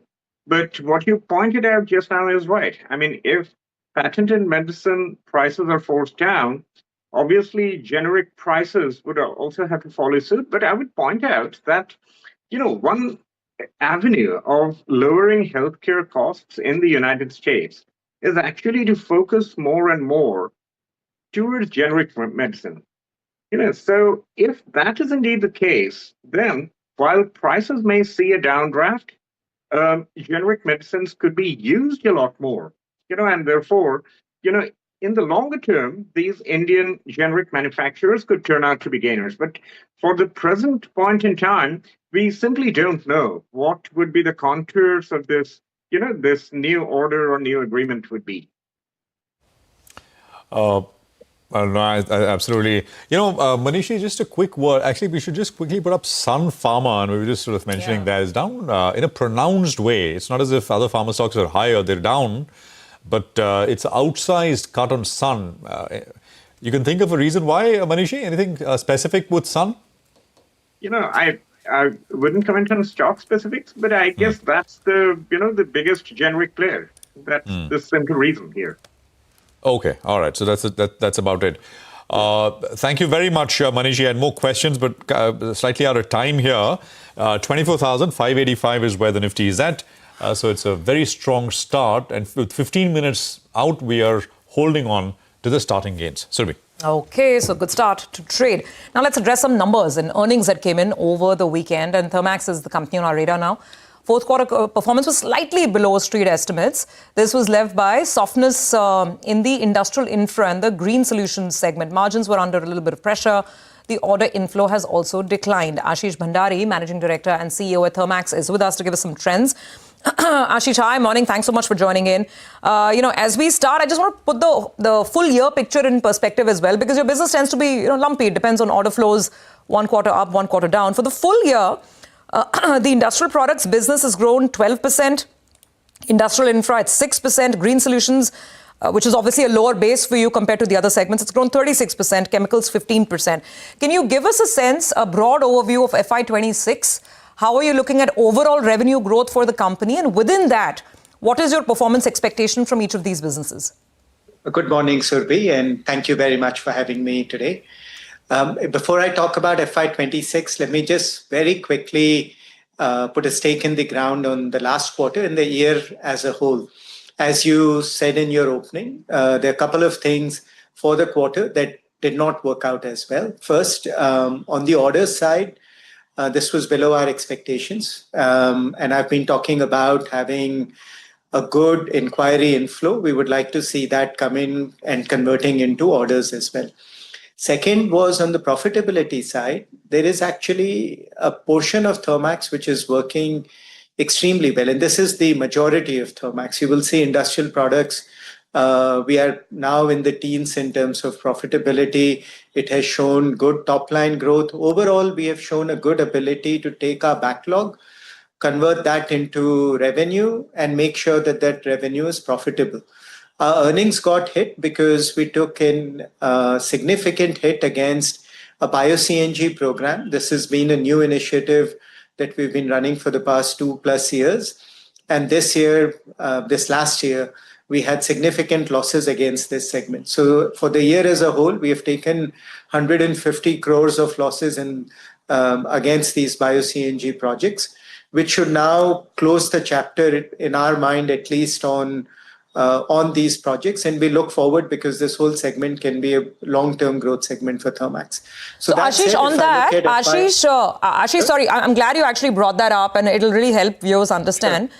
The losses in this bio-CNG project, which impacted Q4, was that a one-quarter hit, or will some of that trail into Q1 as well? And there was also, I believe, the product mix and pricing in the chemical segment. That also led to the EBITDA level performance slightly lower than street estimates. Just your thoughts. So the bio-CNG one, in our mind, is now a chapter that should be behind us. It is, so a lot of the hit that we took in Q4 was with reference to actions that we will take, and coming into agreement with our customers with these actions, most of our liabilities would be done and closed for. So I don't expect anything remotely close to the year that we have gone through going forward. Second part on chemicals. Chemicals is a good story for Thermax, and we'll continue to grow this. It grew 15% last year. We think it can grow much faster than that. We have a brand new plant which has come into play. So the depreciation base will go up, but we are actively looking to increase capacity. We have done some M&A. We have started teams to grow into newer areas. So all of those costs have been built into, and we have still delivered the profitability that we did in chemicals. So with that, if I now look at FY26, I think the first thing we need to do is make sure our order book improves, especially where industrial infra is concerned and larger projects. Here for the last year plus, knowing that historically there were some kinds of projects that we were not doing very well in terms of executing, we've been taking a step back, waiting for some of the things that we can do better.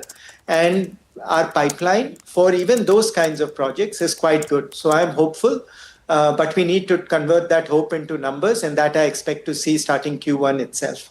Right. Second part, some of these one-time costs, etc., that we have gone through, seeing less of that happen.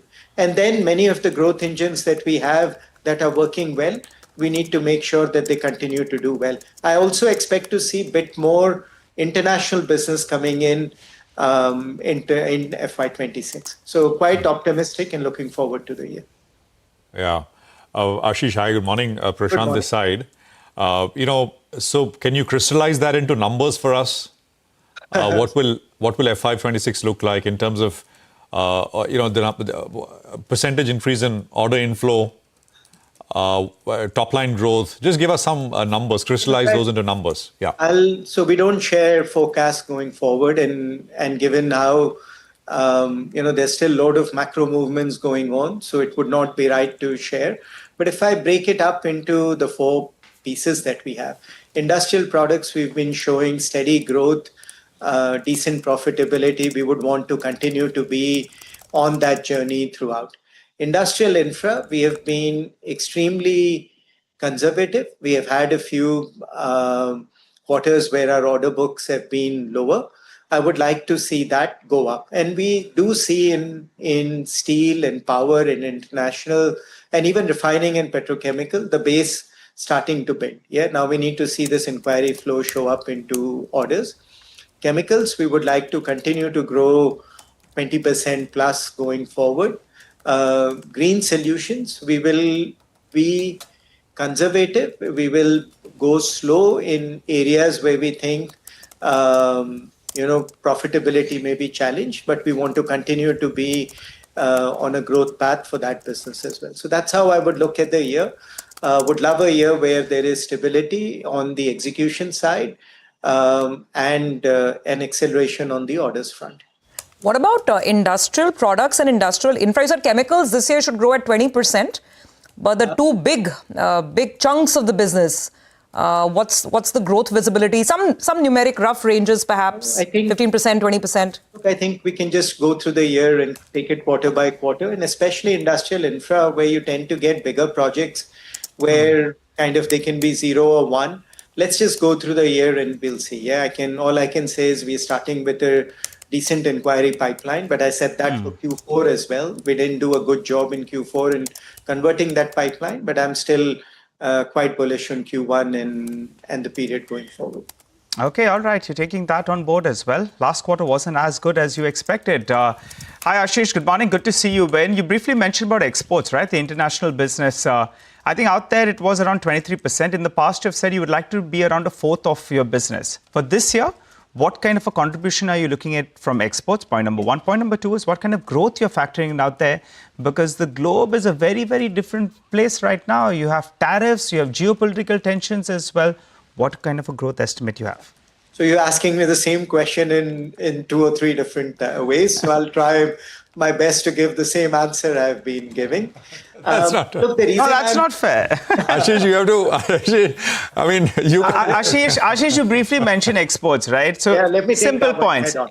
It'll be a fourth of your business for this year as well? It can be more than a fourth of our business. More than a fourth of our business. So exports will outgrow what domestic business is likely to do? I think exports can be faster than our domestic business. On the domestic front, the reason I'm more bullish perhaps is that on industrial infra, we have been very quiet. Yeah, we have been subdued in our order intake, and the pipeline is continuing to build.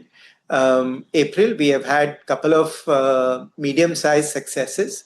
I would think we can have a good year of industrial infra. We can have wins where the pipeline exists to get those wins. Yeah, right. So which gives the confidence. And chemicals, as I said, we have done a lot of work to have newer engines coming in. If I add all of that up, it gives me a reasonably bullish overview of what this new year can be like. Ashish, we've spoken about this in the past as well. You know, the large projects are now no longer there, right? I mean, chunky, which used to be the case 10 years, 15 years ago, they're much smaller in that sense orders. Still meaningful, but it's more disaggregated in that sense. That continues to be the case, right?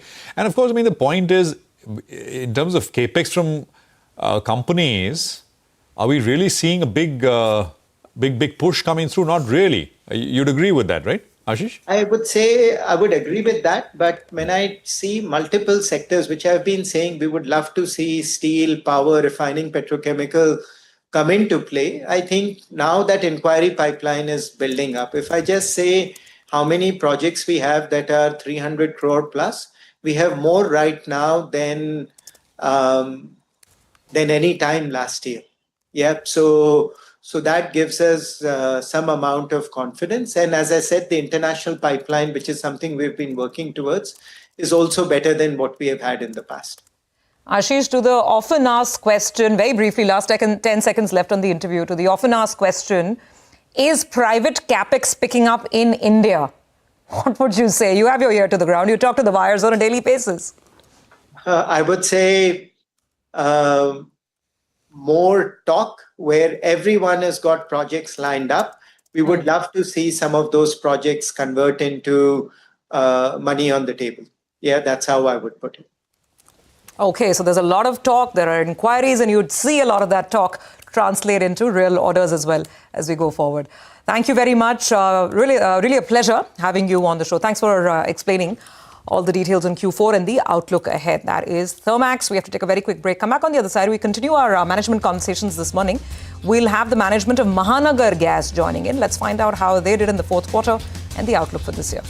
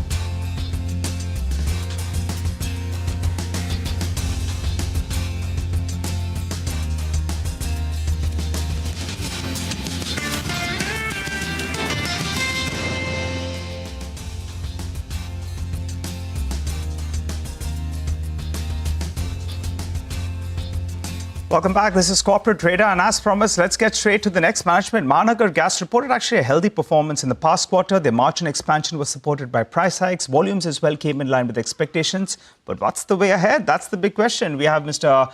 Ashu Singhal, the Managing Director at Mahanagar Gas, who joins us on the show. Hi, Mr. Singhal. Good morning, and congratulations actually on a solid showing in quarter 4. You surprised the street very positively. What kind of a volume growth should the street work with for the coming year? That's FY26.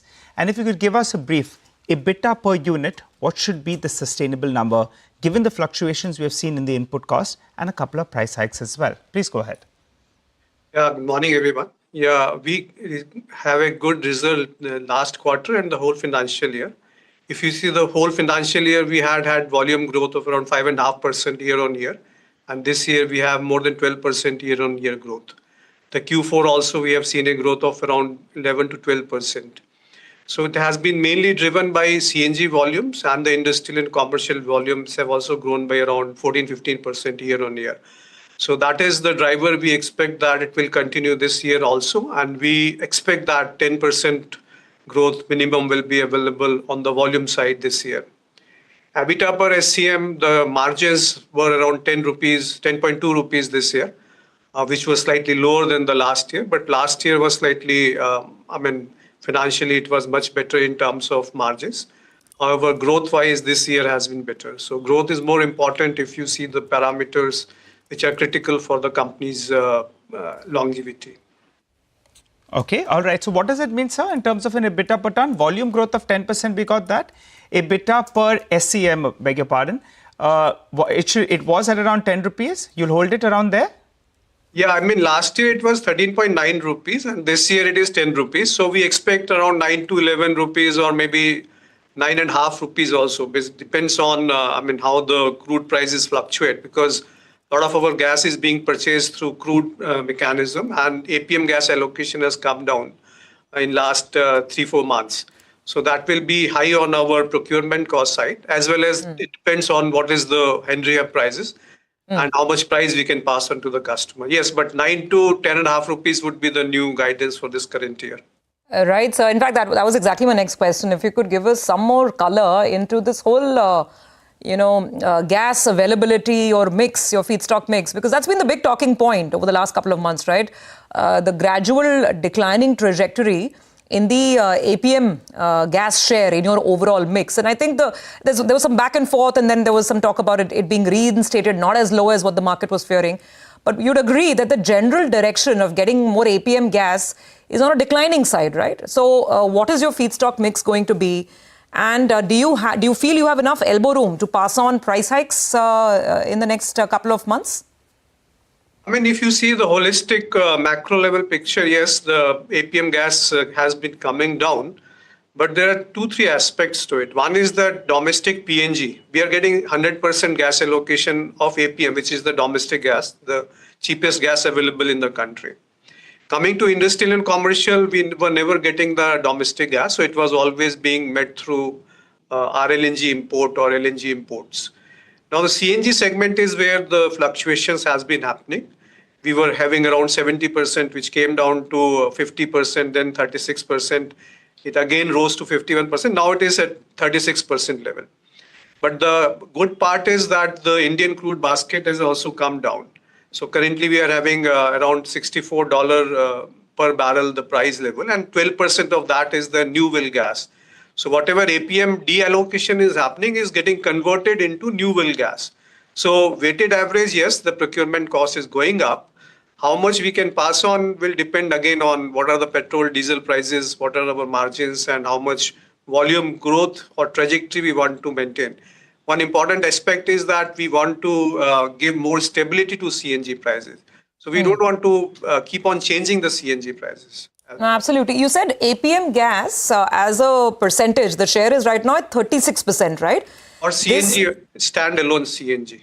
Standalone CNG. And you expect it to be at least at 36% for how long? And what's the visibility till the next review or till the next change on this? As I mentioned, whatever deallocation of APM is happening in CNG is getting converted into new well gas. Correct. It's slightly costlier than the APM gas. No, I'm talking about the old well, the one that you were getting at lower prices from the old well. That allocation, that is at 36%, right? Yeah, for CNG it is 36% and it may come down next year. I mean, corrections have happened since last 3-4 months, so we don't expect any changes in a sudden manner for next at least a year or so. There can be some minor adjustments, but as per the Kirit Parikh committee recommendation, around 7% annual reduction is expected every year. So we think maybe around next year, March, April, we will see another reduction. Okay, so 1 year you are stable at 36%, then it could come down the recommendation is 7%. We see what the final view the regulator takes. Got that? Absolutely. Okay, all right. So I wanted your take with regard to the recent directions we've been hearing about the BMC. They have been talking about larger number of roadside vendors and eateries that have to start shifting to clean fuel, and they have mentioned that probably the street believes that you could be a beneficiary. I think this implementation, they have mentioned the use of either CNG, PNG by July 8th, which could be a positive for a company like yours. What is your comment on it? See, there are two aspects to it. One is the eateries and the bakeries, and the other part is the diesel and petrol vehicles getting converted into CNG or electric vehicles. So eateries and hotels and small bakeries will be, we are exploring that. Our network is already present.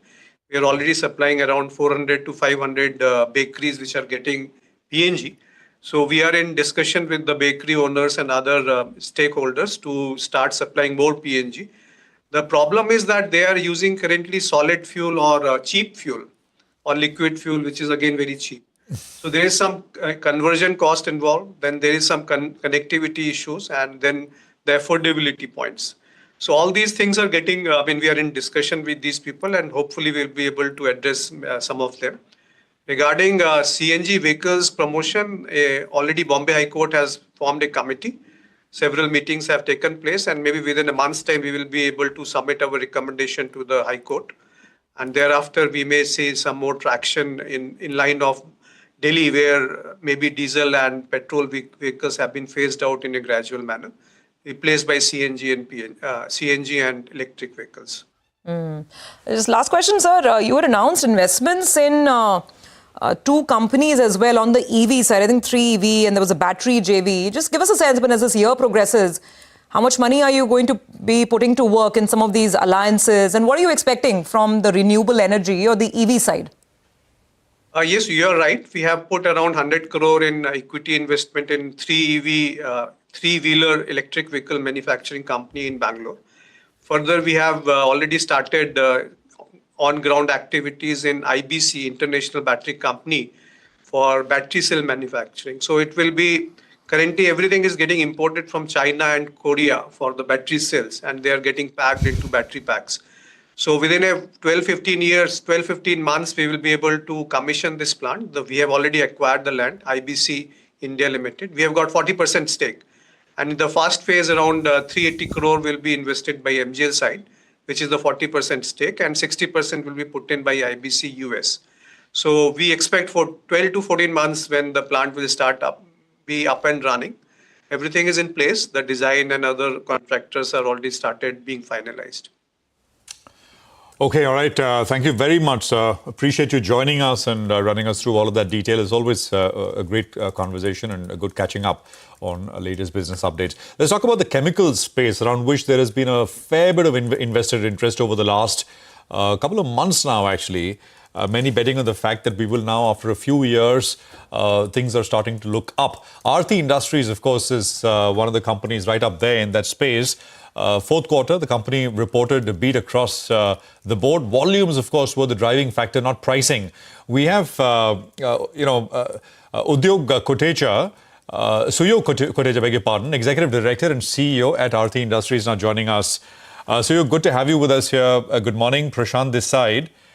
Just a couple of questions. First up, was there front-loading of demand in terms of supplies to the US, etc., ahead of those 2nd April tariffs? Did that contribute to what you reported for the Jan to March period? And how much was that impact? Not really. I think the tariff announcements came in first week of April, and post that we definitely saw some front loading of demand starting to happen. But from the results point of view, the March quarter, there's no impact of US front loading of demand. Got that. You've done 1,000 crores in EBITDA. Yeah. So could you give us a sense of what are you looking at? I think that FY28 guidance is 1,800 to 2,200 crores. But that's a wide kind of, guidance in that sense.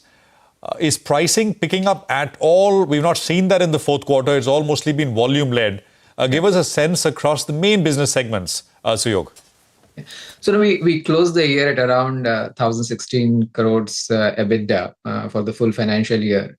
As you said, the guidance is given for a 3-year time frame, and it's wide precisely because of, I think, varying margin expectation.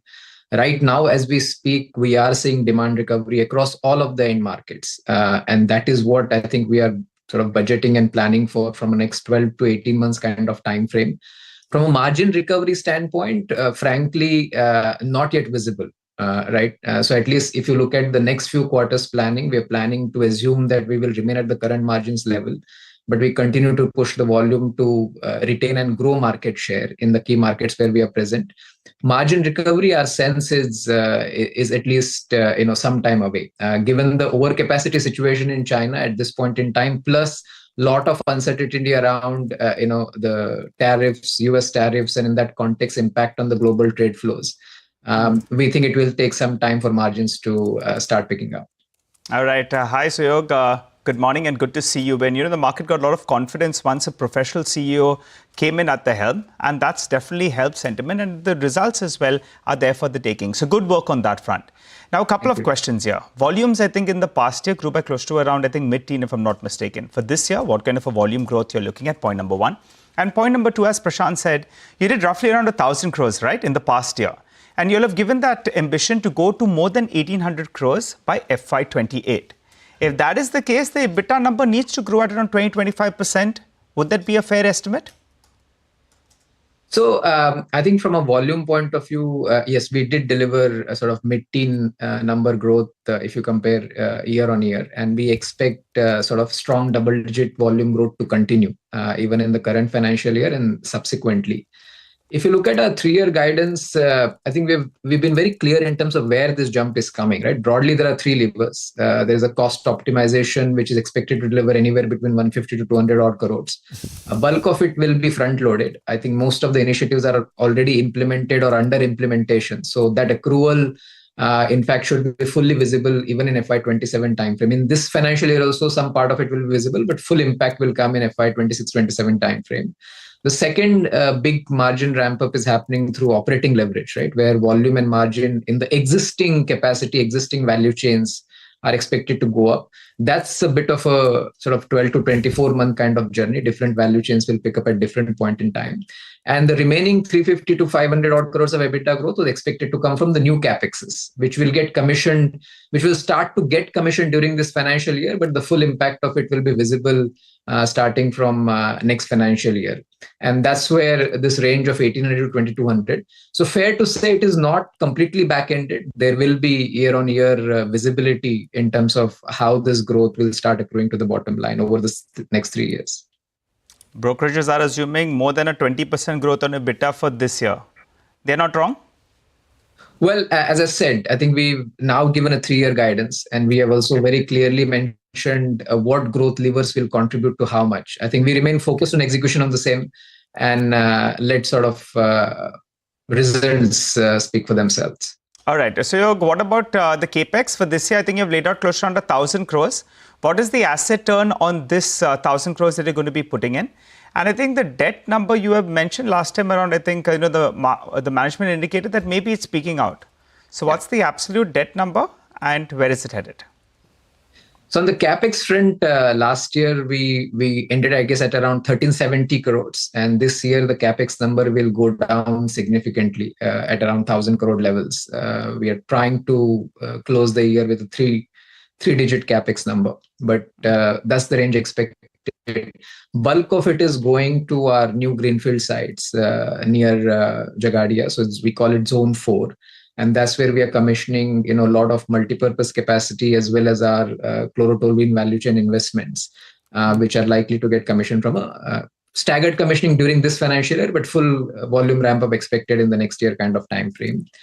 I think on the debt front, yes, we ended the year at around 3,500 crore. I think the aspiration is to retain at this level. Right. I think this year we will see stabilization of debt in terms of ratios. And in the subsequent years, as the capex starts getting to optimize, we will see much better debt to EBITDA numbers going forward. Okay, so so this bulk of this 1,000 crores odd would be from internal accruals, given that you're assuming the debt stays at around 3,500 crores. Yes. All right. Also, what is the asset turn on this 1,000 crores? Sorry, I missed that. So look, I think we don't talk about asset turn because in our context, the revenues sometimes can get linked to the crude pricing quite significantly. But as I said, I think our anticipation on capex to EBITDA, right? We would like to have 20% plus kind of EBITDA to capex range on these investments. All right. Suyog, one more quick question. The world is looking at what President Trump is going to look at next. And for your industry and for your company, what do you believe? That these tariffs that have come in place, it throws up a big opportunity, and that China plus one strategy actually will benefit a company like yours? Because everyone's wondering who the United States will quote. Is it going to be more India or is it China? You tell us. Well, look, I wish I had that magic ball, but I think... What are the indications, Suyog? What are the indications? So indications are right now mixed, to be honest. I think there are some value chains where we are clearly seeing tailwinds, right? There are molecules or value chains where we directly compete with China, like, for example, phenylenediamine, where we can clearly see customers trying and asking for more volumes, right, in this quarter and even for subsequent 2 quarters. Versus there are value chains where we are not directly competing with China, where it's all about developing the market in the US. And in that context, tariff do hurt, right? Because even if it's a 10% tariff, then the viability or the value proposition for customer accordingly gets impacted. So by and large, if I look at across a very broad portfolio that we have certain value chains where there is clearly a positive momentum, but there are certain value chains where we are renegotiating with clients in terms of product pricing. Suyog, is there a way to quantify what percentage of products, volume or value-wise, you directly compete with China, where we can kind of then build on it in some way to get an impact? Well, I think difficult to quantify. I mean, in general, most of the value chains in which we are present, right, we do have some sort of a Chinese capacity. But if you look at our end markets at this point in time, I think agrochemicals is one segment and followed by dyes and pigments. These are the 2 segments where we directly compete with China. I think our pharma is mostly domestic focused. So, though China does have impact in terms of domestic market pricing point of view, but we are not exporting that. So there's no direct hit on competition as such. And energy market, which is like roughly 35% of the business there, yes, there is a Chinese volume present, but I think we have a certain leg up because of our capacity and our supply chain advantages on that particular market. And generally, the broad expectation is that dyes and pigments, you perhaps gain some share over a period of time. I mean, if Chinese tariffs are much higher, as they're expected to be at a steady state level compared to us. So there is some relative advantage, share gains, perhaps. Yes, I think also that's one end market where there's a domestic consolidation happening. Domestic player is acquiring sort of global, has already acquired actually a global player. So in that context, we are expecting a lot of consolidation of the demand from India, and that should benefit us. Just very quickly, your working capital days has well improved in the past year, I think. Could you tell us, is there further improvement possible from here? And can you hold on to last year's performance? I think we're pushing in that direction. So I think one of the target for the management this year is to further optimize working capital. And in that context, especially where we are importing raw material, I think we're trying to take certain initiatives to sort of increase the days payables over there, and in that context, optimize overall working capital. So working capital days, I think, came down to around 62 in the past year? Yeah. We'll hold around here. That's the objective, yes. Suyog, it's been good speaking to you. Thanks a lot for joining in. We'll hold you at some of these numbers, but appreciate you joining in and filling us in with all of that. Well, that was Aarti Industries. By the way, guys, what started as a 500-point up move is now a 700-point up move on the Nifty. What a bazooka morning it is. Bulls bazooka. Bulls bazooka it is. We'll take a break and come right back to the market, get you some more trading ideas as well, and also a quick check on commodities.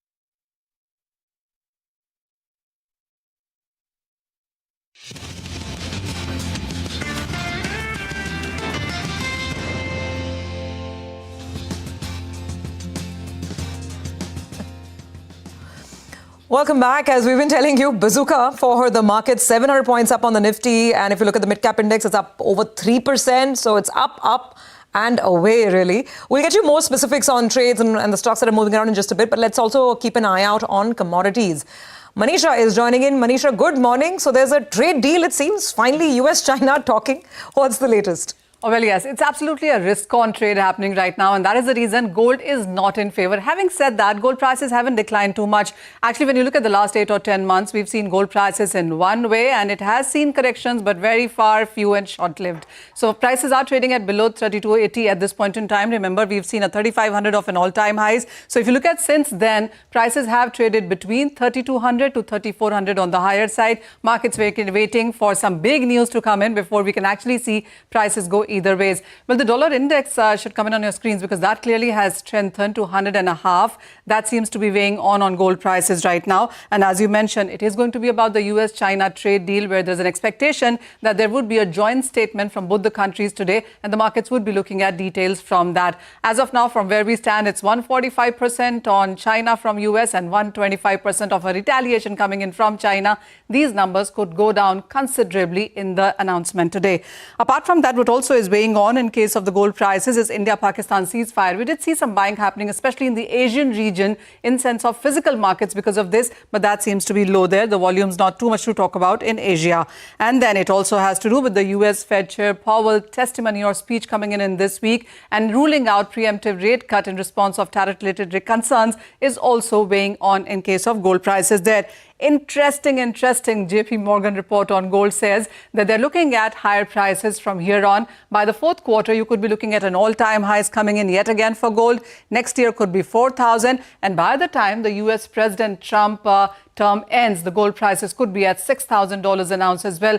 Interestingly, it's not just JP Morgan because most of the other banks and brokerages also have kept on with their high gold price forecast for this year and the next. None of them really revising it on the lower side. And that is about gold. But when you talk about risk on, and as has been the case with equities, metals, the crude oil prices also are trading on a firm note. 4% up in the previous week, and the prices have extended more gains in the Asian markets right now. The crude prices also will be looking at US trade-China deal. It's going to be about China exports for the month of April, which have been supportive. And China oil imports in April on an year-on-year basis have gained up by 7%. OPEC output also, when you look at that, has constantly declined, even as they're looking at increasing output. But Libya, Venezuela, Iraq output actually has seen a decline in the previous month. And then US sanctions on Iran is another thing that the street has an eye on. lower crude output is something that has been supportive for the markets there. All right, Manisha, thank you very much for that. So a lot to track in commodities as well, but broadly, like in equities and commodities as well, it is risk on. Now, after the ceasefire was announced between India and Pakistan on the 10th of May, that is Saturday, today at 12 noon, DGMO level talks are scheduled to take place. My colleague Shirin is joining us from Delhi to tell us what to expect. Also, some latest news updates coming in with regards to airport closures and what next there. Shirin, over to you. Well, thanks very much, Prashant. Yes, to start with, the good news is that it has been a night of calm or relative calm across the borders. What we did see was that there were some reports suggesting that there may have been some drone activity, etc. But our sources in the Indian government make it very, very clear it has been a night of calm at this point in time. So the kind of ceasefire violations that we saw the previous night, that was not the case overnight. As you pointed out, at noon today, the Director General of Military Operations on both sides will discuss the future course of action. Now, it is important to put this in context. Remember, the Indian side has so far made it very, very clear, both officially as well as unofficially, that the call for any cessation of military operations came from Pakistan, from the Pakistan DGMO, and the Indian DGMO responded. India has neither commented nor acknowledged the attempts by the US to take credit for any kind of mediation.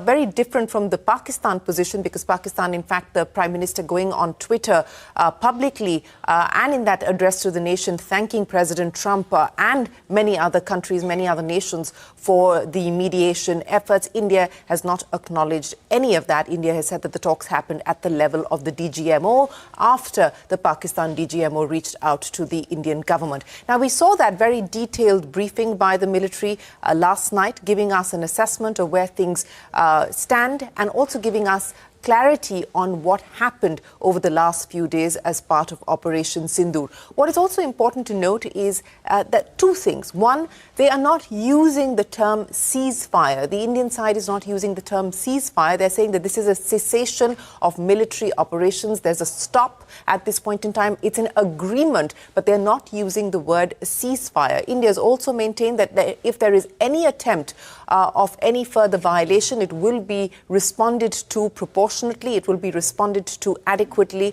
and there will be absolutely no, there should be absolutely no confusion about the fact that India will not respond. So that was, again, something that was highlighted and clarified in that press briefing that the military presented us with facts as well as evidence of what has transpired. And now, post this call today, we will have to wait to see what happens further on the ground as far as activities and operations are concerned. But you were talking about the airport closure. This is our colleague Madiha reporting at this point in time that the Note 2M, or the NOTAM as it's called, for 32 airports. The closure of those 32 airports is likely to be revoked on account of the fact that we are now seeing some degree of normalcy return. So a lot of the airports across the country, especially in the states and cities along the borders, had been asked to close down for civilian purposes. They were only operational as far as military purposes are concerned. Of course, it will take time for airlines to reschedule operations and so on and so forth, even after the closure notice is revoked. So that is going to be something to watch out for as well.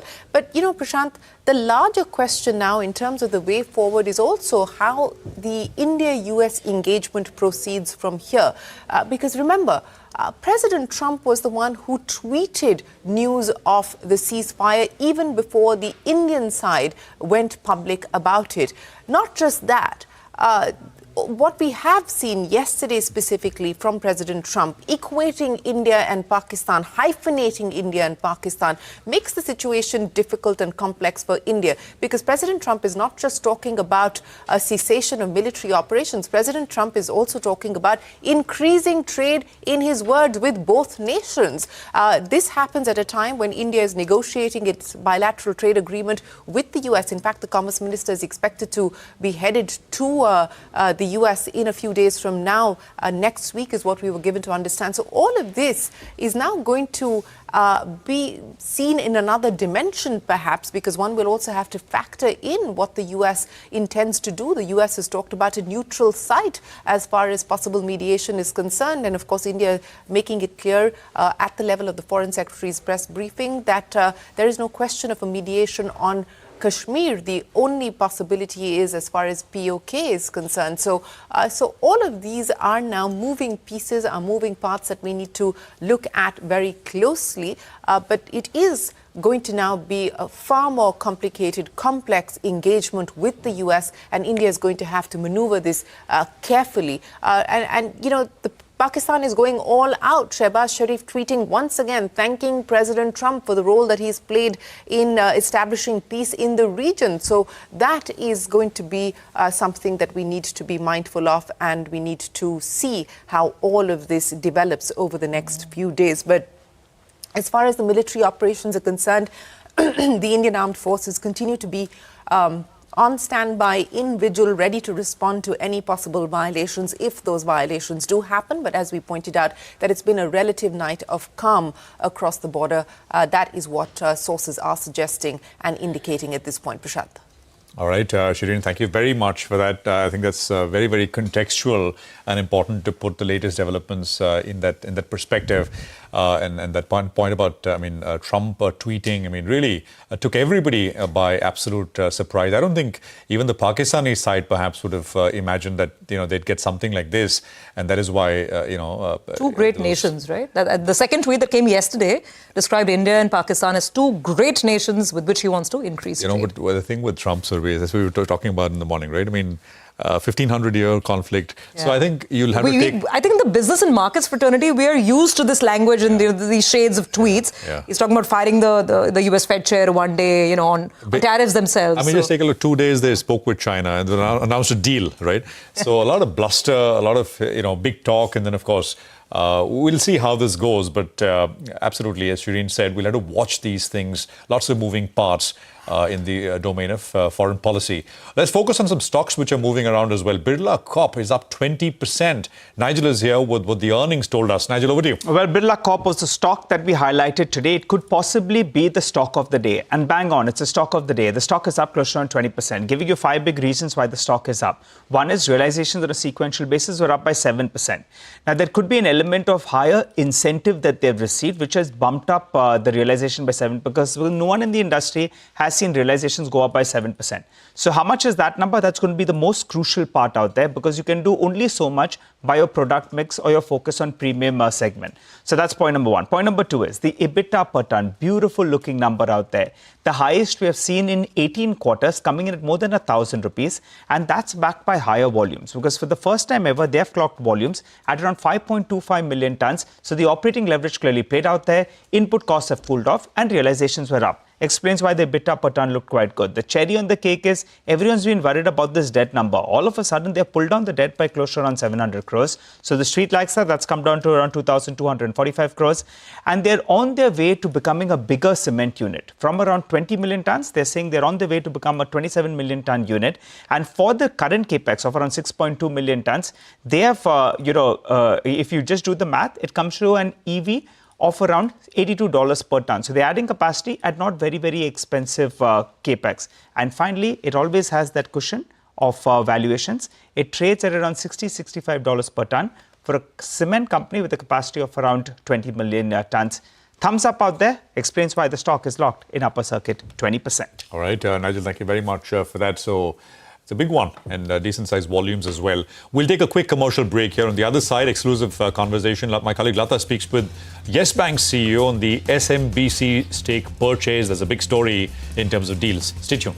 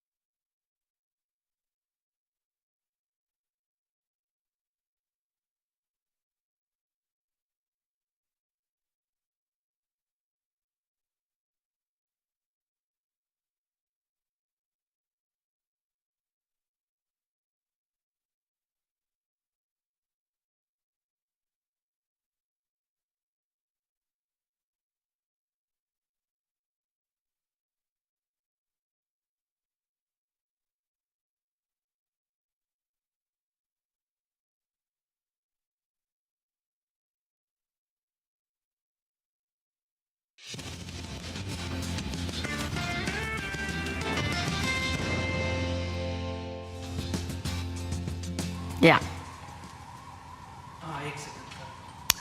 Welcome to a special edition of Newsmakers. The biggest news in the market, other than, of course, the big political news, is SMBC buying a 20% stake in Yes Bank. This means a seminal change for the bank itself. 5 years ago, it was in trouble. Now it looks like the SBI prop is no longer needed. The bank can stand on its own feet and someone is willing to buy it for capital investment. But what other advantages accrue to Yes Bank because of this relationship with a very big global bank, Japanese bank, SMBC? To answer all those questions, I have with me the Managing Director and CEO of Yes Bank, Prashant Kumar. Good morning, Mr. Kumar, and thank you very much for your time. Congratulations first. This is a seminal change for the bank itself. No, thank you so much. I think it's a very, very significant transaction in the transformation journey of Yes Bank. First, if you can tell me, when does it get completed? Because I'm still seeing Sumitomo Bank to buy a 20% stake. When do we say they are holding a 20% stake? So now it would require the approvals from Reserve Bank of India and Competition Commission of India. And we are hopeful that the whole transaction would be completed in the second quarter of this financial year. Okay, so we understand that at that time, the Japanese bank will be able to appoint 2 directors on the Yes Bank board. Now tell me the journey from there. How does life change for you? Are you, how will you liaise? Will they give you more trading partners? Will they give you MNC clients? What will they give you?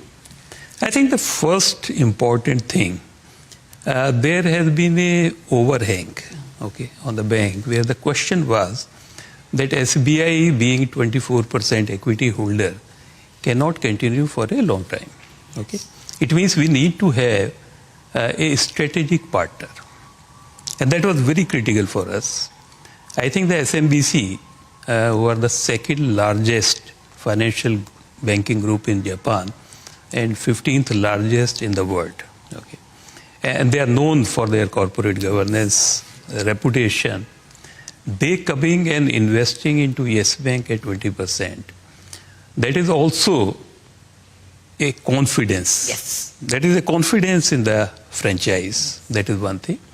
Second thing, they are, as a strategic investor, always a very long-term investment.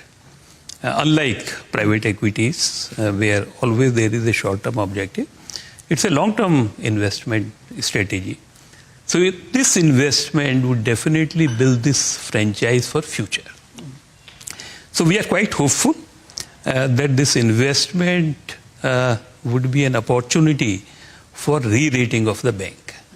Because this overhang is discussed. Yes. The re-rating is there because you don't need SBI crutch anymore. Somebody has respected Yes Bank for the franchise it is. Right. And someone very reliable. I'm asking you for life after second quarter. No, I think it's important because the life, when we talk about what is going to happen in the future, how it is going to give that kind of support. Re-rating itself would give us a lot of opportunities both on funding side as well as on the lending side. Because there are a lot of corporates, government entities, who don't place deposits, who don't allow you to work with them unless there is a minimum threshold of the rating. That is one part. Oh, you expect a rating upgrade shortly? That's why I was talking about we are looking for a re-rating of this stuff. Because in the re-rating, one of the issue was always in terms of what is going to happen to the SBI stake. Yes. That is one part. The second part, that with the re-rating, definitely your funding cost would also come down. Right? The third part is such a respectable foreign institution investing in you. It also gives you the mileage in terms of opening your door for a lot of other things. In terms of, I'm not saying a direct connect, but definitely the doors for large corporates in doing their transaction banking, in terms of providing our digital solution to them, definitely would open up for us. You expect more fee income from the third quarter onwards because of trade finance or whatever? It never happens like this. It's not like a switch, though. They would come in and the third quarter there would be fee income. This is a journey. But I think this kind of investment would definitely leap forward in the second phase of the transformation journey. But are you sure of the re-rating very soon? Because it is only 20%. It's only 2 board seats. Can re-rating come like as early as a quarter or 2? No. So fundamental issue was more in terms of a question from the rating agency was always what is going to happen to the stake of State Bank of India. Yes, yes. Okay. And everybody wanted to see the entity who is going to replace State Bank of India, whether that would be a long-term strategic player. Because if it is not a long-term strategic player, piecemeal shareholder. So I think it would definitely give a confidence. The second aspect is in terms of if bank require capital in future, okay, there are no uncertainties. So I think that is also an important point for consideration whenever the rating agencies consider for the rating upgrade. Any reason why they went for 20? Because we were expecting at least 24.9, as it were, so that open offer is not triggered. There were a set of people who were expecting 26 and open offer. Why, in your opinion, they didn't go for that? No, I think they can answer that. But the question is always, you always keep a room for certain eventualities. Because the moment you cross 24.99, right, then the open offer would trigger. Okay, if you are having a 20%, and maybe if there is any capital requirement from the bank side, at least there is a room available for them. Is that the reason why they didn't? No, I'm not making any comment on this. I'm only saying anybody would definitely, if they know like 24.99 would trigger an open offer, they would just like to keep a room available for any such kind of requirements. You mean we can always do it later? Yes. What you're saying. Yeah. But I'm sure you met the top management of SMBC will have met you several times. They are buying your bank. They are not buying SBI. So more meetings with you than SBI. What is the impression you got? Will they be okay with 26% voting right but 51% stake? Or, equity stake at 40, 50, whatever, but voting only 26. Will they be open to it? So my impression is that first, they are very bullish about the Indian banking industry. Yes. Very bullish about the Indian economy. And they have respect and the confidence in the franchise which we have built up. Okay. The other part which you are asking is something which they need to decide and take it forward. Okay. I am still not able to wrap my head around why 20 and not 24. Because I'm sure SBI was willing to give more and all the banks were willing to give more stake. For them, it was only a financial investment. You never tried to crack why not 24? No, I think it makes sense. Like if you know that you are breaching a particular threshold, you never do that. Okay. You always keep a distance from that with the car which is running in the front. No? Yeah.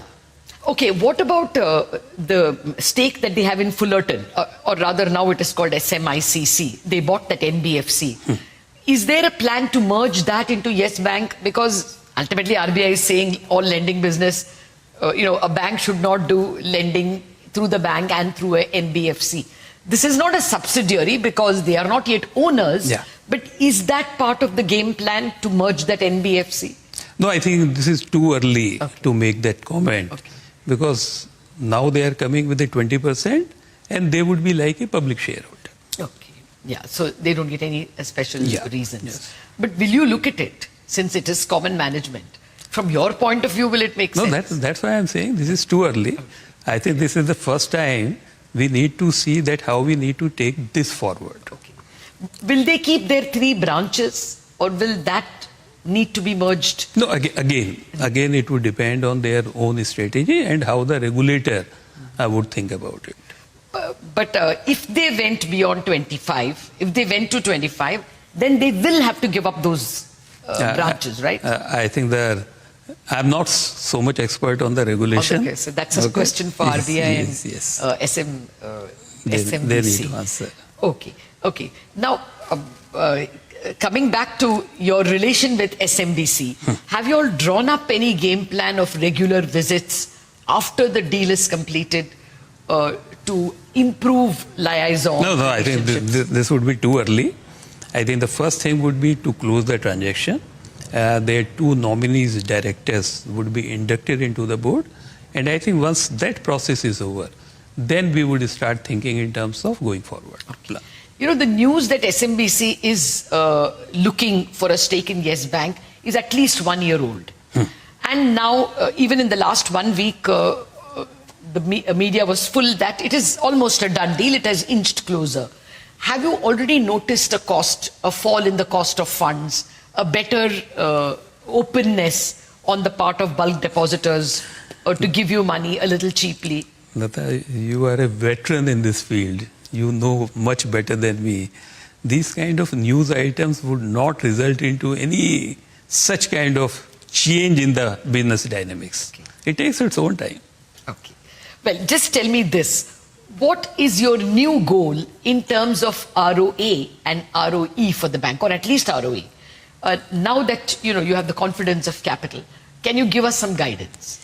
So we actually came out, and this is a guidance which we have given to the investors, that we are looking for a 1% ROA by FY27. And we would like to exit the FY26 with 1% ROA. It means the fourth quarter. Fourth quarter, we would like to exit with a 1% ROA. And for the full FY27, we would be targeting a 1% ROA. Okay. So this is our business strategy. I think once SMBC deal is concluded, the nominee director would come. We would definitely, as a part of the annual exercise, we would examine whether there is any need for changing our strategy or changing the goals. Okay. Well, I have a lot more questions for you in terms of cost of funds and the normal business questions. I need to take a commercial break. For Bazaar viewers, it will be time for Chartbusters. You will get to hear the whole conversation with Mr. Prashant Kumar after market hours.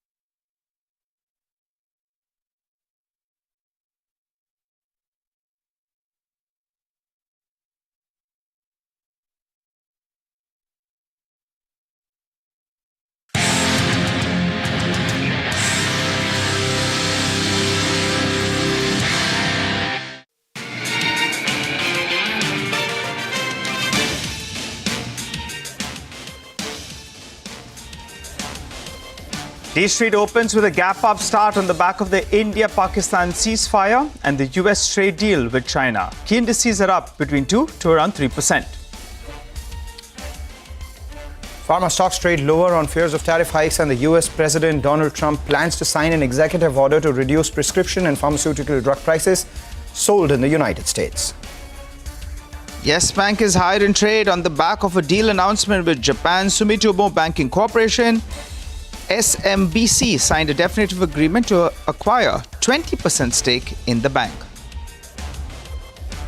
Defense stocks see profit booking after India and Pakistan come to a ceasefire agreement over the weekend. And travel and tourism stocks, they rally after India and Pakistan tensions slowly de-escalate and as airports across northern border reopen.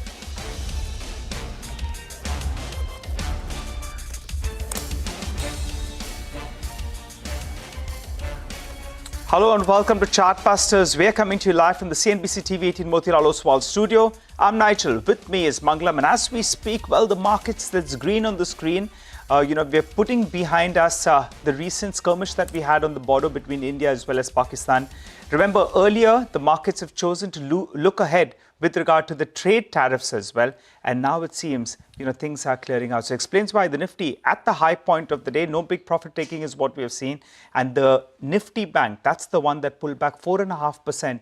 Well, that's the one that's leading the way in today's trading session at 1,500 points higher. Mangalam, what a beautiful looking screen. What a beautiful looking screen if you're a bull. Above all key levels. The Nifty Bank sustaining well above that 55,000 mark. The Nifty above the previous week's high of 24,589 as well. And the question is whether we see short covering as we move towards the end of trade as well, because the FIs had been building longs and on Friday added some short positions, unwound some long positions as well. So all of that provides further fuel for an up move. The good part is the big decline that we're seeing on the India VIX, Nigel. Tensions have eased. The India VIX down almost 18%. And the broader market is doing a lot better. We have 14 stocks advancing for every stock which is declining.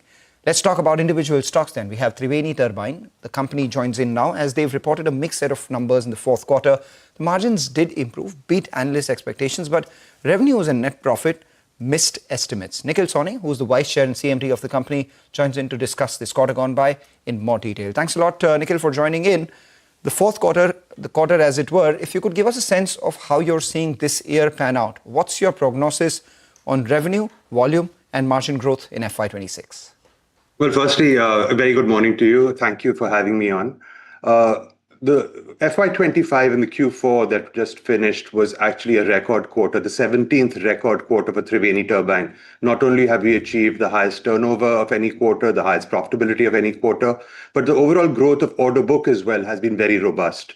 We had over a 21% increase in revenue for the year, over 33% increase in revenue for in profit after tax for the year as well. But at the same time, we had an over 26% increase in our order booking. As a company that operates in the engineer-to-order capital goods space, we work off an order book which gives us visibility into the revenue in the coming quarters.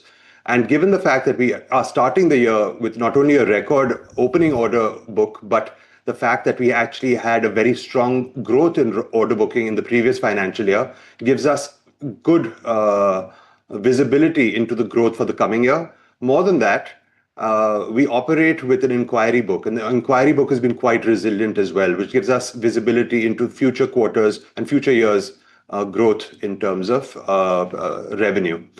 The margins, of course, are dependent on the revenue mix, which is dependent on the percentage of aftermarket as a percentage of sales versus the product itself, as well as where the products are being sold between the domestic market and international.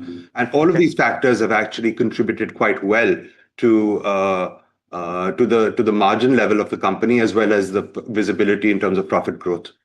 All right. Hi, Nikhil. Good morning. Nigel on this side. Good to see you on the show. Thanks a lot for joining in. Well, the market likes your numbers, but they would definitely like to know more about the future.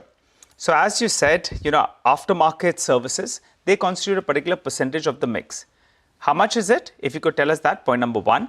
And you ended FY25 with margins around that 21-22% odd. Scope for improvement from here?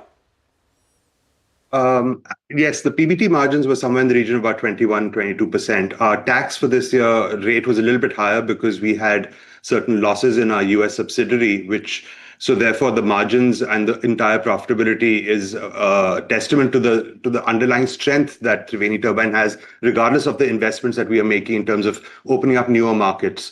So given that fact, aftermarkets as a percentage of sales lies somewhere in the region of about 33%. And we are quite comfortable with it lying at that number.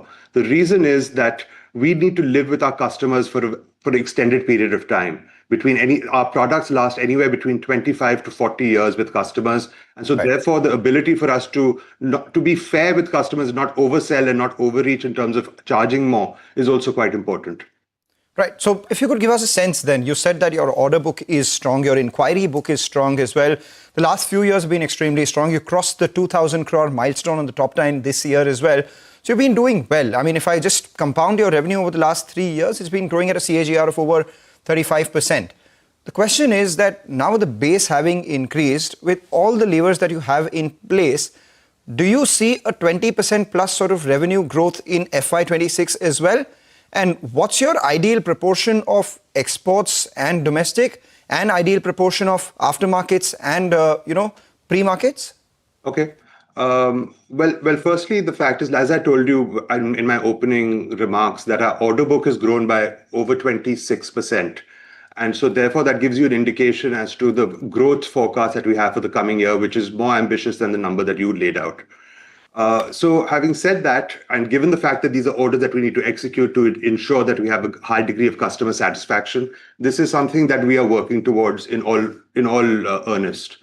Now, having said that, what is driving this growth is a mixture of new product introductions, new market segments that we've entered into, and ultimately investing far more into research and development. As a company that actually has a limited amount of capital employed, we are a much more research-focused organization in the mechanical equipment space. Asset turnover is somewhere in the region of about 6, and that gives you an idea as to how our return on capital comes somewhere in the region of about 45%. If I strip out cash from our balance sheet, our return on invested capital without cash would be somewhere in the region of over 200%.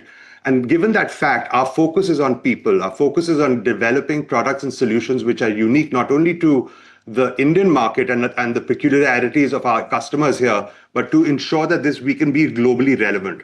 And so going forward, exports is a very important part of our growth strategy, to be able to be closer to our customers, but also to be able to cater to their requirements. Triveni Turbine operates in the space of industrial heat and power solutions. And as you may know, about 50% of end energy consumption globally is in the form of heating and cooling. And so for us to be able to capture a market share in the industrial heating and cooling space is incredibly important for us to be able to provide relevant solutions. We also did enter a new segment in this current quarter, which was, I would say, more than a developmental project, but a testament to our research and development. We sold a project to NTPC with our Italian collaborators on an energy storage system, which was based on a carbon dioxide-based turbine and a carbon dioxide-based subcritical cycle loop. We believe that innovations like this, which we will continue to do further up, will expand the market breadth and the reach that we have as a company to be more relevant in a space where ultimately solutions are required in a variety of different manners. As you know, and you cover energy in a variety of different ways as a channel. To have an alternative to chemical storage, which is through thermal storage for batteries, is extremely important. And we believe as costs can come to parity with lithium ion, this will provide our customers with a variety of choices. And especially when you look at it from the perspective of long duration energy storage, these are solutions which will be very relevant for the market.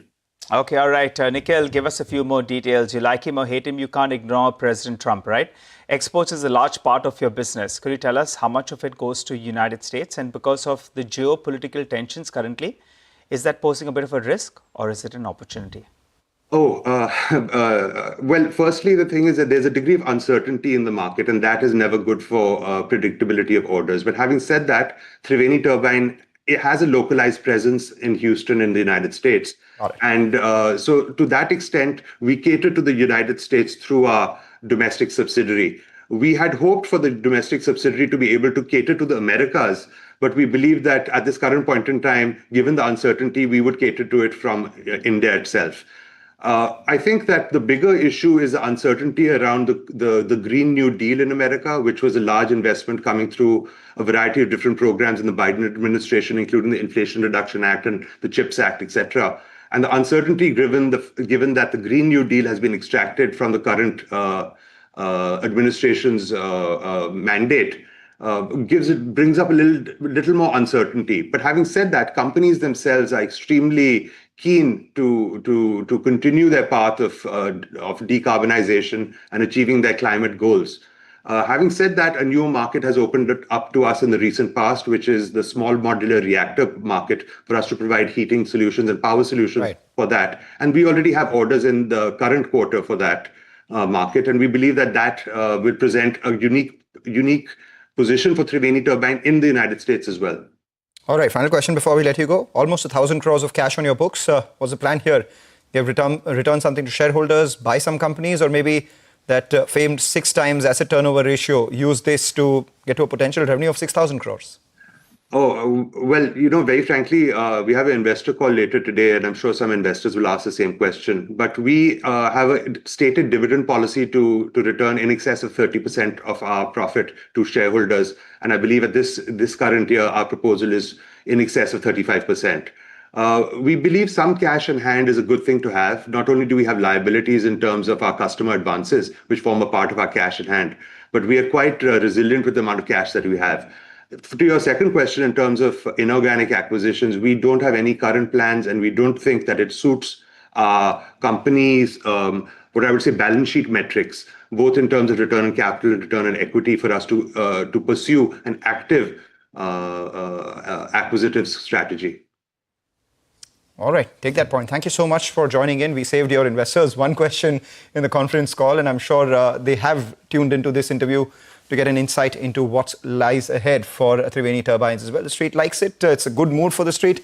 And on your numbers, it's up nearly double digit for the stock. With that, we'll get you some more ideas for profit coming in from our colleagues at Money Control Pro. Khushbu Rai Gupta joins in with the stock. Khushbu. In today's idea for profit, we have Repco Home Finance.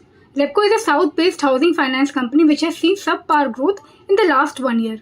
As a result, its stock has derated significantly. However, there are triggers that can help the valuation. While the asset quality issue in the past has dented the growth, the resilient business model of Repco has helped the company to survive stiff competition amid regulatory challenges. The company will now shift its focus towards growing the home loan portfolio, which saw muted growth in the past. The business model upgradation by the management will also boost the quality and the growth of the business. Repco also enjoys strong pricing power, which has allowed the company to maintain stable margins and above average return ratios. Repco's ROA has remained above 3% consistently over the past quarters. We feel that the stock should command higher valuation due to the healthy profitability matrix and benign credit cost, which is contingent on the company's ability to generate higher loan growth on a sustainable basis. Right, Khushbu, thanks a lot for that. With that, we'll slip into a short break. On the other side, we have another management who's joining in. Arun Jain, who's Chairman and Managing Director of Intellect Design Arena, joins in to discuss their quarter gone by.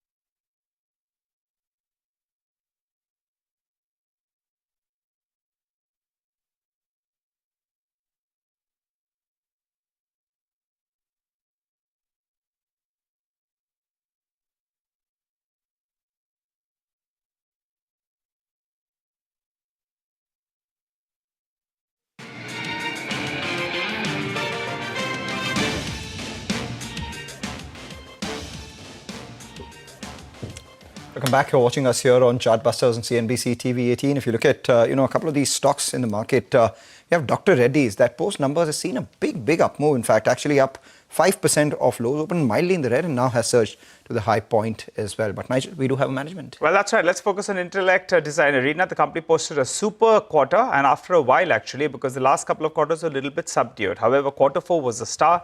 To help us out with what's the way ahead, we're joined by Mr. Arun Jain, the Chairman and Managing Director of Intellect Design Arena. Hi, Mr. Jain. Good morning. Thanks a lot for joining in. Well, congratulations.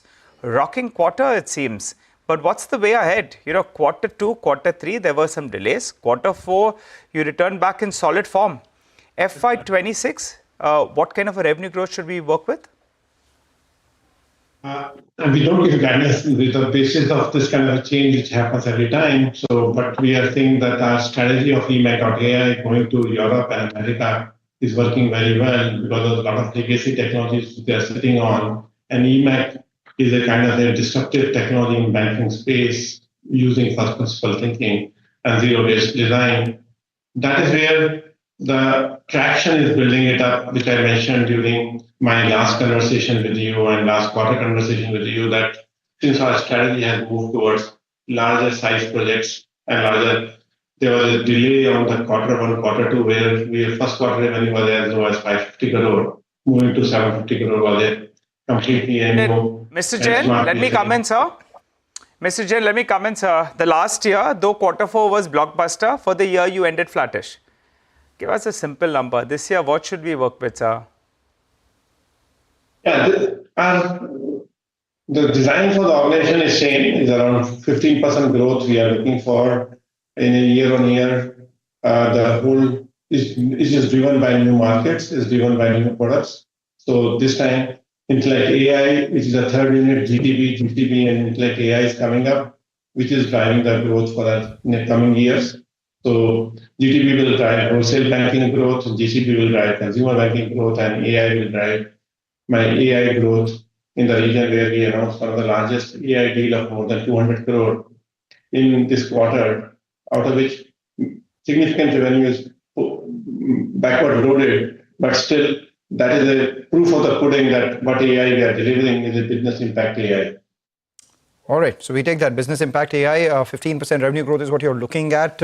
And you've already stated a 300 basis points margin improvement for this year, targeting towards that 25% mark itself. I just wanted to know about the new products itself. There's Purple Fabric and the eMAC.ai platform. Over the next 3 or 4 years, how big do you expect them to be?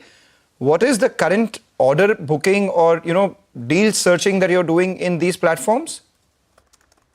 Purple Fabric, today I'd like to share with the investor. Fortunately, we are on the same day when we launched this platform in Financial Times in competition to major enterprise AI platform like Palantir, C3.ai. It's the first business impact AI platform we launched today morning in London as a full platform. It has got 4 major technologies stack: enterprise knowledge garden, enterprise digital experts, which is disruptive over agentic technology, enterprise governance, and enterprise LLM optimization hub. Now, these 4 technology stacks are the first of its kind to create an open business impact AI platform. And this platform is open, like OpenAI was more on foundation model. This open business impact AI, where you can reimagine customers, reimagine products, reimagine operations, reimagine compliances as a single ERP of AI for any enterprise. So this market,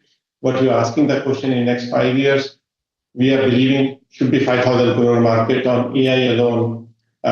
So that's what last time I spoke in December, that it will be 1,000 crore to 5,000 crore. But in the last 4 months, we built up our strategy of open business impact AI platform and being aggressive in a UK market. And believe it that all of it is investment which is coming in, is a part of my 30% margin for the last quarter, all embedded into that. Mr. Jain, extends out so much investment from Purple Fabric. Mr. Jain, huge amount of investment. Mr. Jain, part of the. Yeah, Mr. Jain, just to come in here, sir, that 5,000 crores is the total opportunity size, right? Is what you're talking about? No.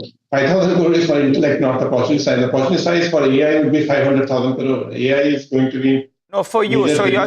So you're saying that your AI revenue will move to 5,000 crores. Is that correct? That's right. In 5 years. By when? In 5 years. And what would your overall revenues be in the next 5 years, given the large share will come from AI? Last year, you did about 2,500 crores on the top line. So if you're looking at just 5,000 crores coming in from AI, I'm sure the other businesses will also be there. You're looking at $1 billion company over the next 5 years. Is that a possibility or a little more than that? Yeah. That's what we're designing the company for. The luck will favor us. We will fight the large battles. So 1,000 crore to 5,000 crore is a AI business revenue, whether it is 5,000 crore or it will be 3,000 crore. But the window of opportunity is 5,000 crore for Intellect AI revenue. So that's the one important point we are excited about. And And it will come at a very hefty margin because it's driven by the technology space. Okay, so your margins have been, in this vicinity of around 19 to around 21.5% over the last 3 years or so. But you have hinted in the past that margin improvement is something that's on your radar. So for the coming year, where do you see margin improvement? And given that you have ambitious plans, with regard to AI, which will show up in terms of big revenues, what's the goal in terms of margins? Where do they head? The margins we all believed in can head towards 30% operating margins is a very, very standard for product companies. We are reinvesting. Our margin in banking business is close to 33% on the banking products. If I take out AI separately, that margins are 33% as of today, which can go up to 35 to 36% on banking alone. AI will require more investment. In coming quarters, we have said 100 crore will be investing in AI in this year. So that is where the margin will come to 25% that we are looking at. All right. And final question before we let you go. How should one look at the deal wins for you? In the fourth quarter, you did have some landmark deals. Average deal size increased, but the number of deals decreased to a near 8-quarter low. They were sub double digit. They were at 9 itself. So going forward, should we look at lower number of deals at a higher average price, or should we look at higher deals and the average price increasing as well? How should one look at it? Yeah, our focus is large deals will be there, around 9 to 10 deals, large deals, but it will link to the additional deals which will come in our journey of AI. So AI will have a large number of deals will come. We may categorize them separately, otherwise it will have the different metrics from the AI deals. Okay, all right. All right, Mr. Jain, appreciate you joining in. For the time being, the street likes what you're saying. As we speak, the stock has moved to the high point of the day. And this is post the big rally that we've seen in the last 1 month or so. So as we speak, stock at the high point of the day. Mr. Jain, after a couple of weak quarters, you delivered a solid performance. We're going to hold you to all these numbers for the coming quarters and the years ahead. Thanks a lot. Don't hold the quarters, hold me to years. So please. We will hold you to years. Yes, sir. We remember you can numbers. Trust us, yes. Yeah, very, very closely. And we appreciate you joining in. Wishing you all the best. Thanks a lot for joining in. Time to slip into a short break. Come back. Continue to focus on markets and on stock-specific action.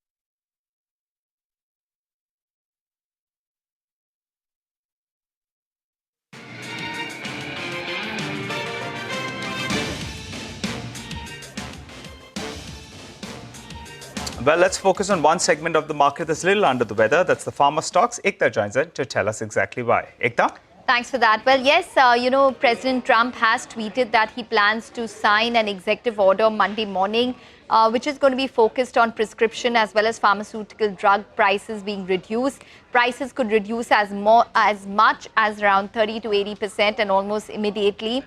And they will look to institute a most favored nations policy, where US will pay the same price as the nation that pays the lowest price anywhere. So the impact is that is likely to be aimed at innovative and branded drugs.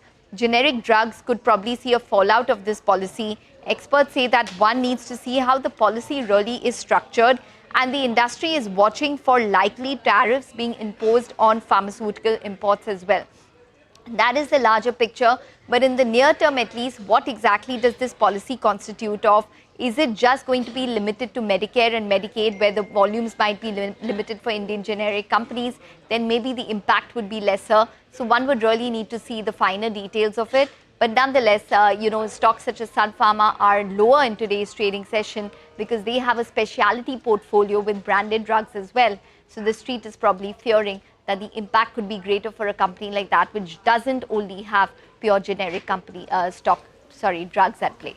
Take that point, Ekta. Thanks a lot for that. Just keep an eye out on a couple of stocks before we wrap up on this edition of Chartbusters. I'd pull up Swiggy. It's up nearly 6% from the lows. Opened lower. The EBITDA and the net losses for the company in the fourth quarter widened because of the investments that they had done in the quick commerce segment. But two things really stood out from what the company reported and what the management said. The management said that food delivery business, they gained market share. And secondly, quick commerce, peak of the investments is behind them. So maybe going forward, contribution margins will improve for them. But over and above that, there are two other reasons as well. One is that the stock is down 50% from its highs already. So a large part of that could have been factored in. They are gaining market share, but more importantly, we are also looking at a good market sentiment in today's trading session. So dips are being bought into, and that's reflecting in Swiggy. That stock up 4%. Take a short break. Come back. On the other side, we have the team of Trading Hour taking all the market action forward. That's it from Nigel and me on this edition of Chartbusters.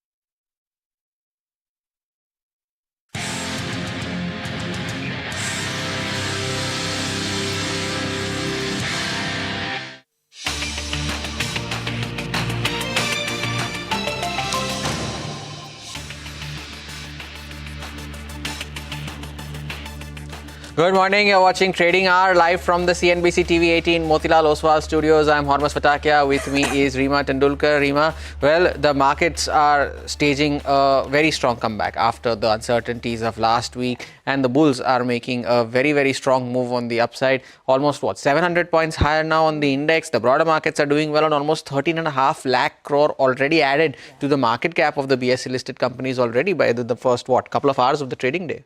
Oh, indeed. It's a big rebound and markets are rejoicing, right? Three things. One is the de-escalation between India and Pakistan at the border. Secondly, progress on US and China. These are the two largest economies, and the trade talks over the weekend were positive, with the Chinese authorities saying that they have achieved substantial progress and reached important consensus. So the street, the investor sentiment to that extent is buoyed. And then there is the potential of even Russia-Ukraine talks in Istanbul on the 15th of May. So the street is looking forward.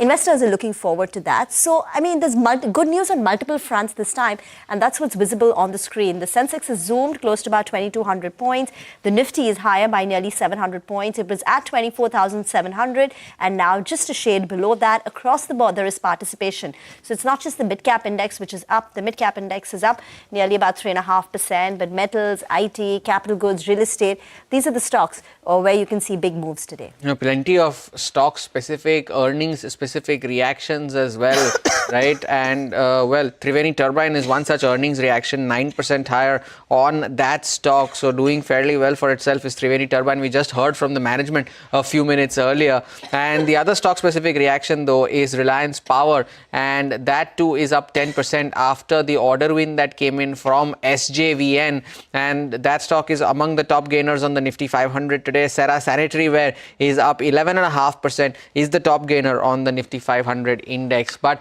let's get you some market opinion to start off the show. Sunny Agrawal, who's the head of fundamental research and retail desk at SBI Securities, is joining in. Sunny, good morning.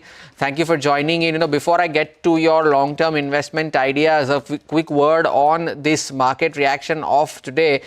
Would this mean that the focus now again goes back to earnings, fundamentals, growth, or does this still remain an overhang in the backside? What would you treat the market as right now? Good morning. And yes, definitely, I think lots of global development during the weekend, de-escalation of tension between India, Pakistan, Russia, Ukraine, and at the same time, likely a trade deal between US and China, which are a kind of two largest economy. So just to give some number, the US run a trade deficit of close to $1,200 billion. And China account for close to 24-25% of that trade deficit out of that $1,200 billion number. So any positive, constructive deal from US and China on that front definitely augurs well for global economy and obviously for an Indian export sector also. So as of now, it seems to be a pretty good runway, at least in the short term. I hope that there is no further escalation in tension as far as India and Pakistan is concerned. Coming to earnings, yes, definitely earnings this quarter has been a kind of mixed bag so far. So we have seen a few companies delivering a better set of numbers within the sector.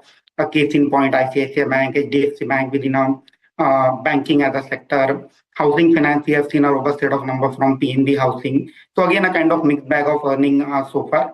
But again, we are hopeful that maybe 1Q FY26 is the quarter where earning downgrade cycle should bottom out. And again, we look forward to a kind of 10 to 11% kind of earning CAGR growth for Nifty 50 company between FY25 to FY27 period. Sunny, hi, morning. Wanted to talk to you about some of your mid-cap recommendations. I think Lumax Autotech is one stock that you like. The target price is 854. That means a near 50% upside from current levels is still possible on Lumax Autotech. The other one is Force Motors. Your target price pegs it at a potential increase in the stock price of 35%. Tell us the rationale behind these two stocks. Yeah, so coming to Lumax Autotech, again, a kind of sector agnostic play. So if you look at their product profile, predominantly they cater to products like a head and tail lamp, plastic tank, door panel. And of late, they have acquired two companies. One is IAC India and one is Green Fuel Limited. So both of these companies definitely help them to gain a market share in leading OEM players like Mahindra and Mahindra. So post-acquisition, right now, Mahindra and Mahindra business share is close to 26%. Bajaj Auto, within Bajaj Auto, Chetak is doing well. So they are getting 15% of the business from Bajaj Auto. What we are expecting is that post this acquisition and consolidation, the company is likely to post sales of 4,600 crore in FY26 and profit of 300 crore. And at the same time, trading at a very reasonable valuation. And historically, we have seen that Lumax has been able to deliver on a strategy of acquiring business, consolidating them and scaling them up profitably. So trading at a reasonable valuation, hence Lumax Autotech continue to remain one of our favorite pick as far as auto AMS is concerned.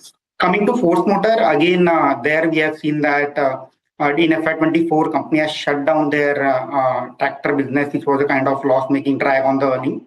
And now post their launch of Urbania, which is a premium product as far as Traveler as a product is concerned. So there we are seeing a very good traction.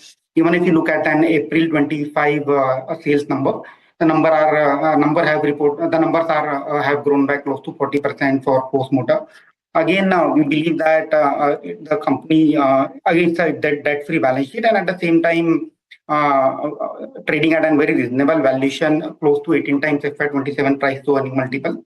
We are penciling in close to 30% kind of PAT CAGR during FY25 and 27 period with an ROE profile of 17 to 19%. So our fair value target on force motor is the 13,200. The other metal name that forms a part of your recommendations and has a substantial upside, Sunny, is Nalco. And you're expecting close to a 50% upside there as well.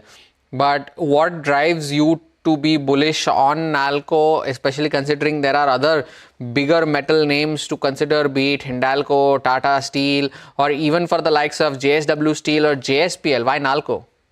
So coming to Nalco, again, it's one of the lowest cost producer as far as aluminum is concerned. And what makes us comfortable in Nalco is the favorable risk-reward ratio. So if you look at valuation, trading at a very reasonable valuation, EV/EBITDA of close to 5 times FY26. And again, at the same time, if you look at a non-ferrous pack, aluminum prices have been relatively stable, hovering in between $2,400 to $2,600 per ton. And again, recently they have won some mining rights also. So we believe that valuation is something which gives us a lot of comfort as far as Nalco is concerned. So we are penciling in close to 4,500 crore PAT number for FY27. And that is the reason we have chosen Nalco among the entire metal pack. What about pharma? US President Donald Trump has said that the pharmaceutical prices in US are very high, and he's going to sign an executive order at 9 o'clock US time and bring down prices by 30 to 80% by instituting a most favored nations policy. Now, pharma stocks were clearly worried, names like Sun Pharma, Cipla. I think the index was down 2% at open, though it's managed to recover. What are your thoughts on pharma and this overhang? Yeah, I think would not like to read much into the just basis of one tweet. So would like to delve into the detailed policy, what exactly our US is trying to do as far as pharma is concerned. One has to keep in mind that anyway, generic as a business is not commanding such a high margin. It is only a formulation piece which is likely to get impacted. So again, I would like to wait for more clarity from US on the pharma front. Wait for more clarity from the US on the pharma front. Of course, we'll get more clarity maybe later tonight, at least if not on the tariffs, at least on the drug pricing front. But Sunny, thank you so much for sparing time and joining in today with your views on the markets and on specific stocks as well. We take a short break. Just before we do that, KPR Mill is another earnings reaction. That's down 8%, the top loser on the Nifty 500 at a time when the broader markets are soaring and soaring higher in today's session. Take a short break and back with the commodity space with Manisha Gupta.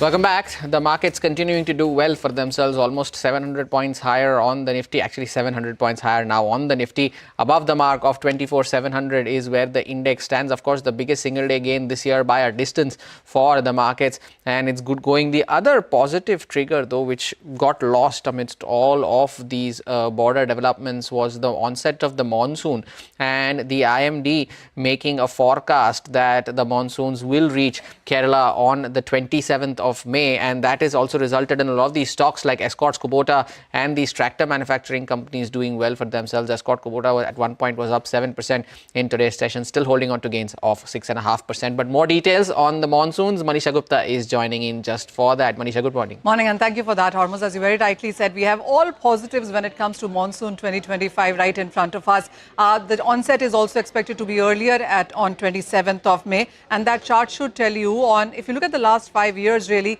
this is going to be an early monsoon onset. That doesn't really tell you much because the intensity of monsoon in the month of June also varies. It's not the most important month also, by the way. It is majorly July and August when the Indian Kharif crop needs a lot of good rain and monsoon and dams filling as well. But the onset being early does give you a better story. Also, when you look at SkyMet and IMD, both of these forecasters, the public and the private, are talking about normal to above normal monsoon this time around. While SkyMet has forecasted 103%, IMD has talked about 105%, just about above normal. 96 to 104 is normal. Above normal is when it starts from 105% there.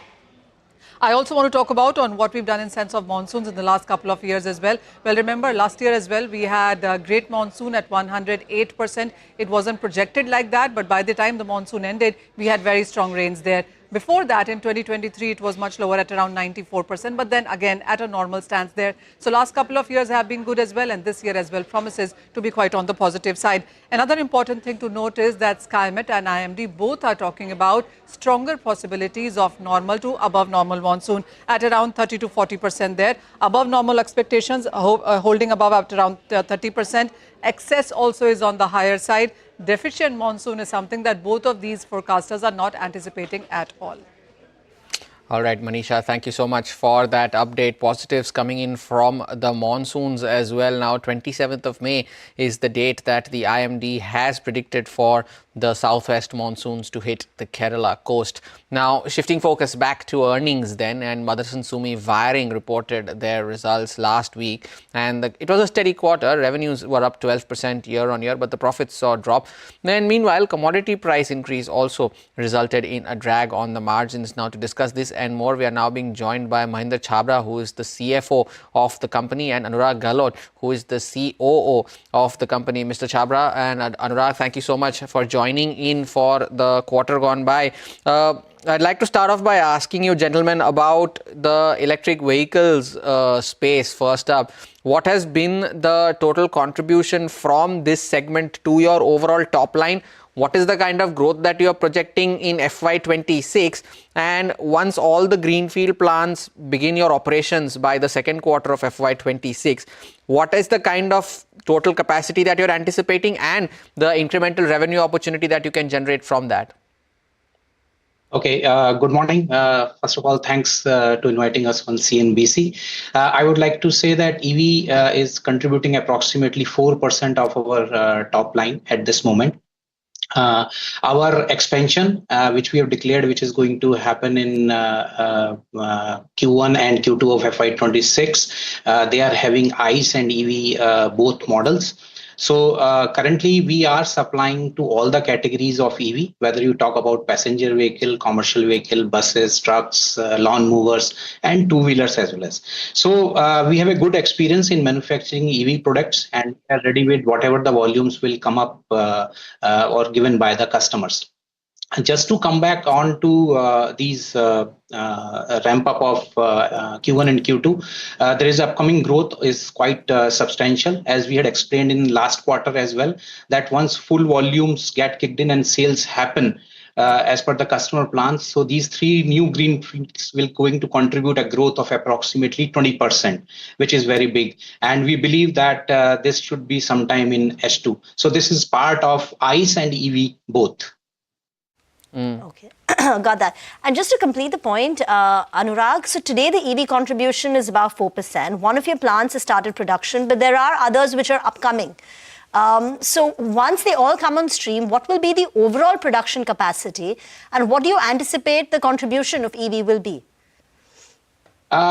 It is very difficult to say at this point in time because we have to see that how these volumes picked up. So if as per the plan, the volumes goes as per the plan, then it will be more than what we are today, obviously, because these two new plants are going to contribute approximately 20% growth. So you can understand that how much expansion is going to happen with these two plants. Mr. Chhabra, good morning. Thank you for joining in. A word on your margins, Mr. Chhabra, because you had earlier mentioned that since the rise in copper prices is a pass-through, but margins have still seen a decline. Is there any other reason that you attribute the margin fall to? And what is the kind of margins that you are expecting for FY26? Yeah, sure. So if we look at Q4, and because like Anurag mentioned, we are putting up 3 green fields. So there's an impact of the cost that is there for these 3 green fields. But if we exclude the impact of these 3 green fields, we have an EBITDA of 297 CR, which is a growth of 2.8% year on year. And as far as copper prices are concerned, yes, there is a pass-through arrangement with our customers, but that's at a time lag. So for a quarter, there could be a bit of impact, which will get set off in the next quarter. And hence, it would be better to look at a slightly longer picture. And therefore, if you look at for the full year, our EBITDA for the full year is up by 10.5% compared to last year for the units excluding the green fields. What about localization, Mr. Chhabra? How does that work in the wire harnessing business? What are the kind of parts that you're looking to localize in India? And to what extent is it possible to localize it at all? If you could share a word on that. Yeah. So first of all, localization is a very regular exercise, and team is very much kind of have focused to localize as many components as we can. And we have, as of now, today, we also still have a good amount of imports. And over a period of time, we plan to go for localization. The ultimate objective is the localization should be to the extent of 50%. Does that happen? Yes, that happens. Yes. By when will that 50% target happen, Mr. Chhabra? Is there a timeline that you have set for it? So that 50% is for each and every project or each and every model. So when we start a new model, initially the import content could be higher. But over a period of time, the import content comes down. So there would be lot many wiring harnesses where the local content is more than 50% even today. You said that, the margins X of the investment costs that you're putting in some of your greenfield is actually going up. The overall EBITDA went up by 12% last year. In FY26, what can you guide on the EBITDA front? Mr. Chhabra? Yeah, so as far as EBITDA is concerned, directionally, it should get better. As the new plants ramp up, the cost should come down for the new plants and EBITDA should get better. Having said that, as an organization, we focus more on ROS and we have a guidance to deliver more than 40% ROS. Even in the current year, we have a ROS of 42%, and that is after 122 CR impact of the green fields. So if we exclude the impact of those green fields, it will be even better than 42%. So that is what we guide for as far as profitability is concerned. Anurag, there has been a lot of news flow around the supply of these rare earths that has been stopped by China reportedly, and these 7 rare earths that are key contributors to the EV production line and so on and so forth. Have you witnessed any supply constraints on ground in the ongoing quarter? What is the situation that you're witnessing currently? No, there is no as such impact of that. And in wiring harness, most of the time we are only using the, one main content is copper, and we are not seeing any abnormality in the supply chain for that.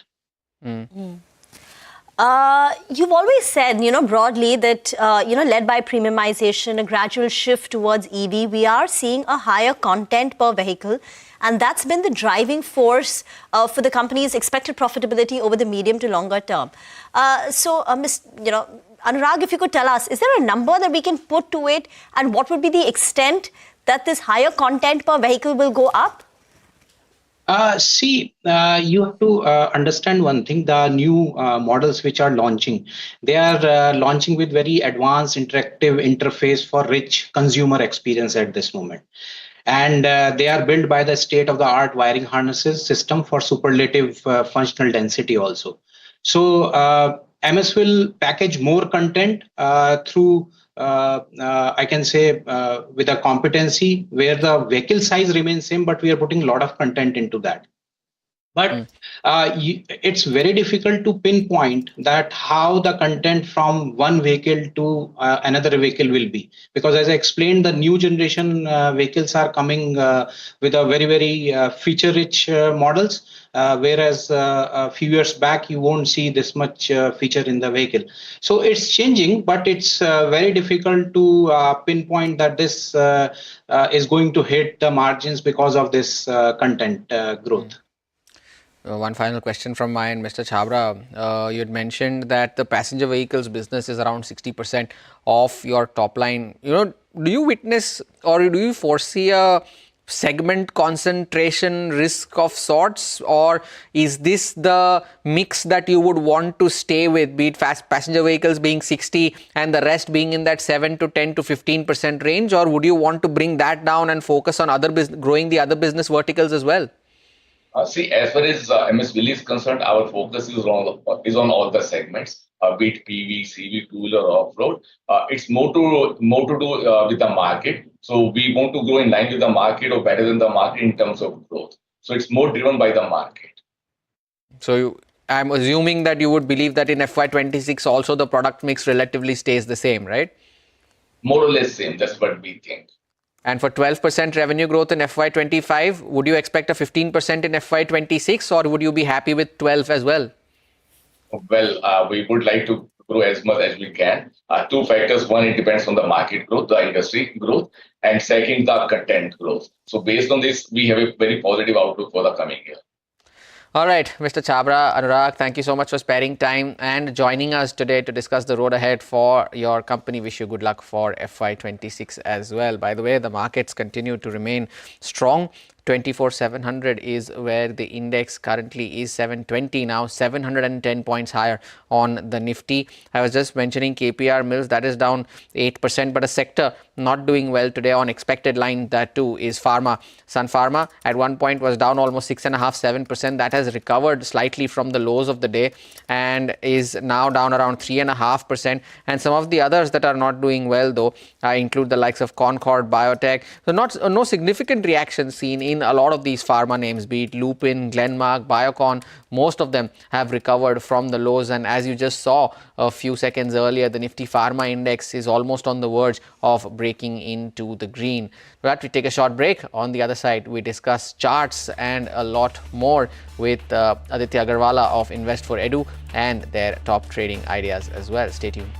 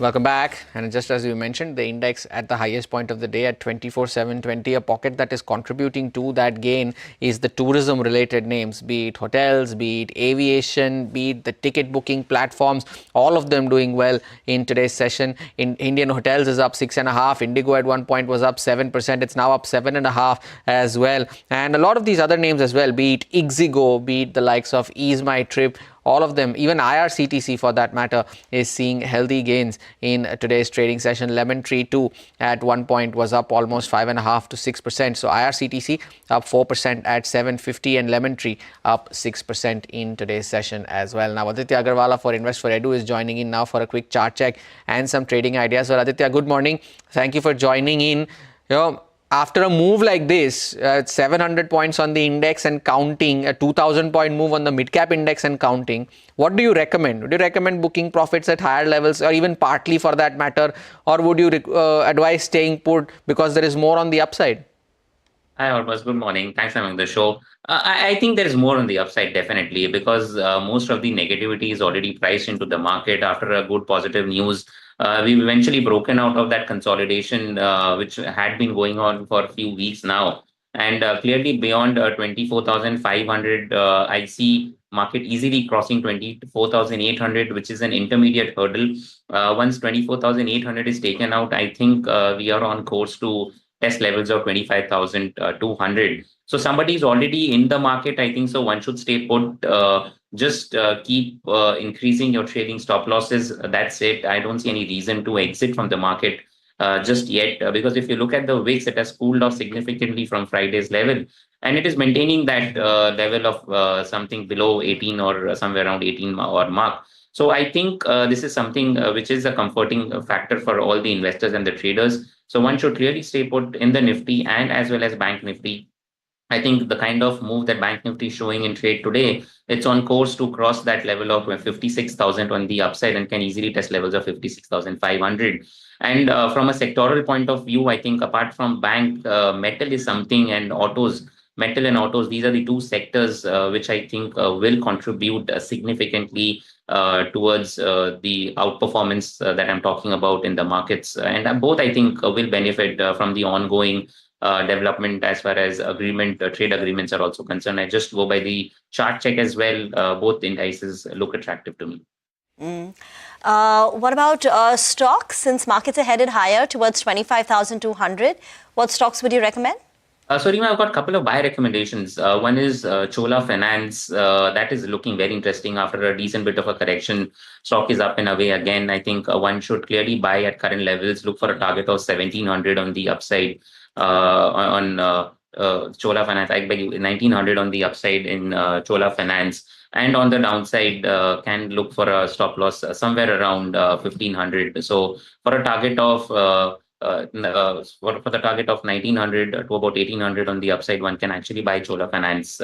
Second stock is on my radar is Exide Industries. This is one stock which has actually been consolidating for some time. At current levels, I would recommend going long on Exide Industries. I see a breakout coming here. Buy for a target of 420 on the upside with a stop loss at 360 on the downside.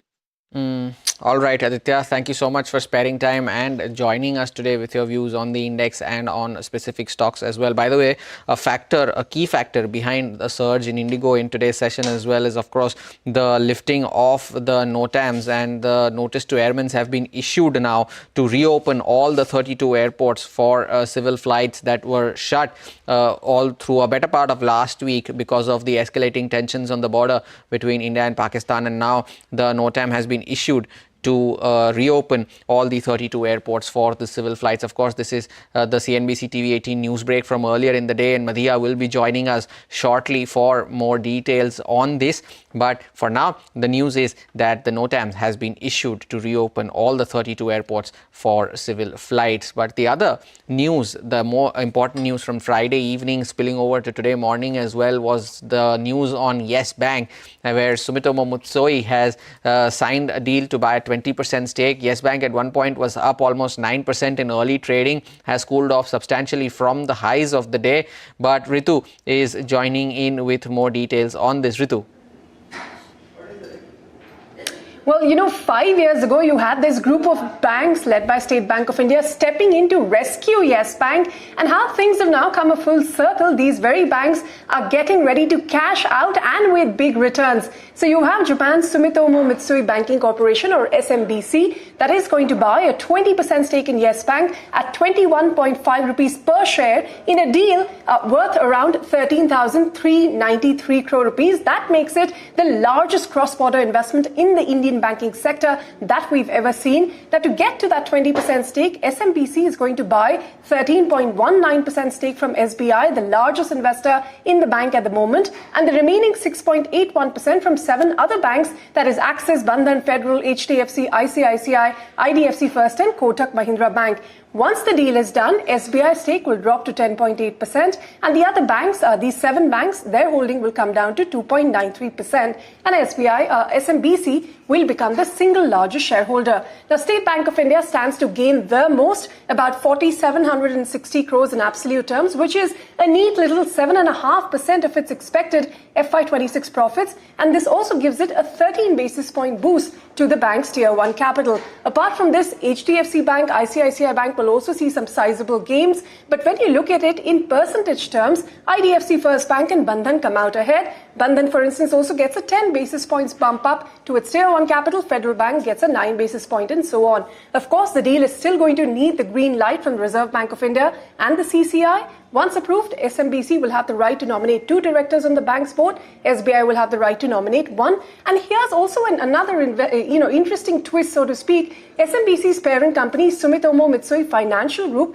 they already own an Indian NBFC, which is SMFG India Credit, formerly known as Fullerton India. So down the line, there could be questions about whether a possible merger of the NBFC with Yes Bank, is something that will be considered. But listen into the management that said, this is confidence capital and will help the bank get a re-rating.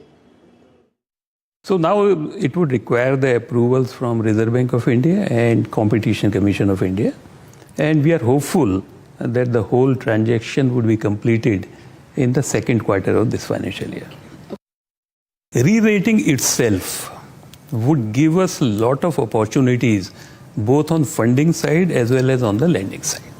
We are looking for a re-rating of this stuff because in the re-rating, one of the issues was always in terms of what is going to happen to the SBI stake. That is one part.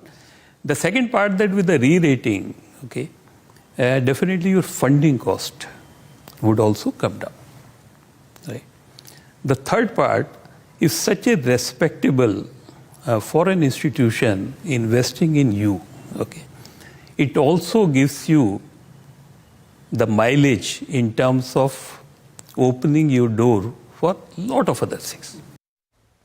That's the big story. The other one is pharma stocks. Well, the pharma index has recovered. It straight away opened with a cut of about 2%, but now is flat. And the news is that US President Donald Trump, in a post on Truth Social, said that he would sign an executive order today, which would cut prescription and pharmaceutical drug prices by 30 to 80%. Ikta's here with the details. Well, yes, this story is that on Truth Social, former President Trump has announced plans to sign an executive order Monday morning to slash drug prices by 30 to 80%. He says that the US will implement a most favored nation policy, matching the lowest drug price paid anywhere globally. The move is expected to target high-cost branded drugs, but generics could also feel the pressure. A similar plan in 2020 was blocked in court and had applied only to select Medicare drugs. Meanwhile, the industry is watching closely for possible tariffs on pharma imports. JM Financial says the order, if implemented, could dramatically reshape the US pharma landscape. Generic and specialty players like Sun, Lupin, Cipla, Dr. Reddy, Zydus, Aurobindo and Biocon could face headwinds. CDMOs may benefit from cost-cutting shifts, while CROs could in fact see revenue impacted. GM says the US biotech sector may also be impacted. However, if limited to Medicare or Medicaid, the move affects just about 25% of the market, according to GM Financial, and Indian generics have low exposure here or relatively less exposure.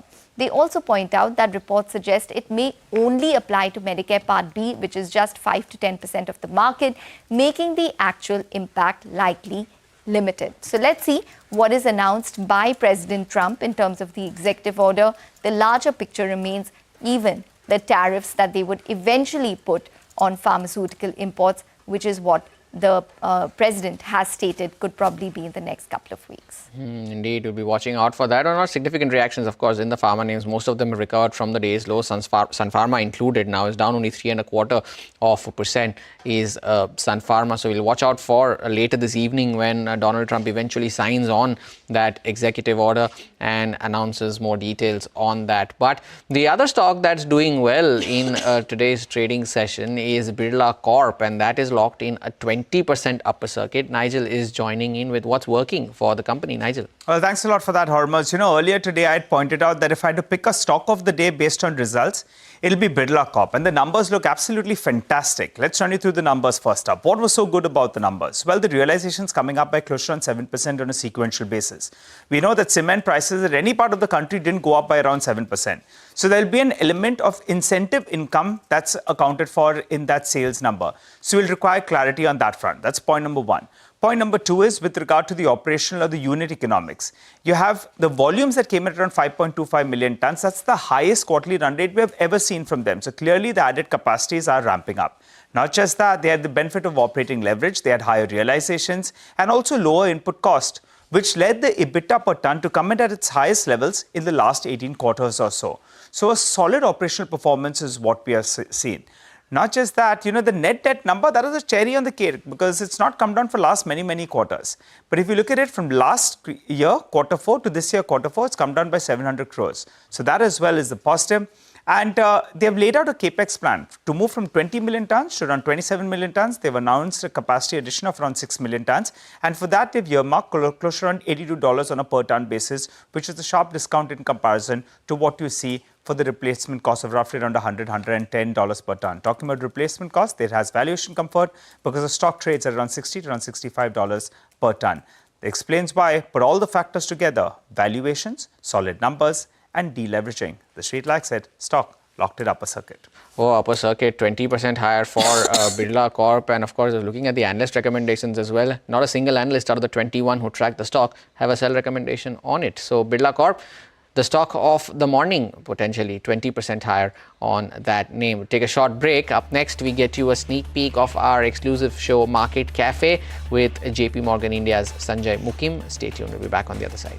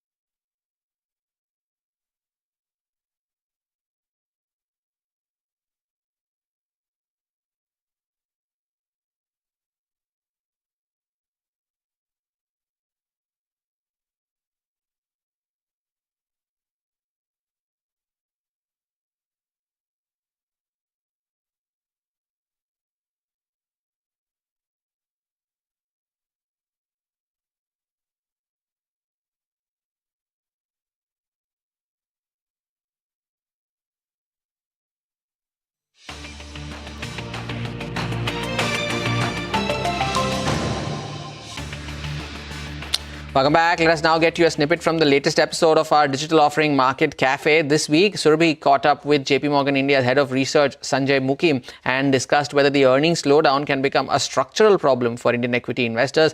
Sanjay also shared some of JP Morgan's top investment ideas in this chat. Take a look.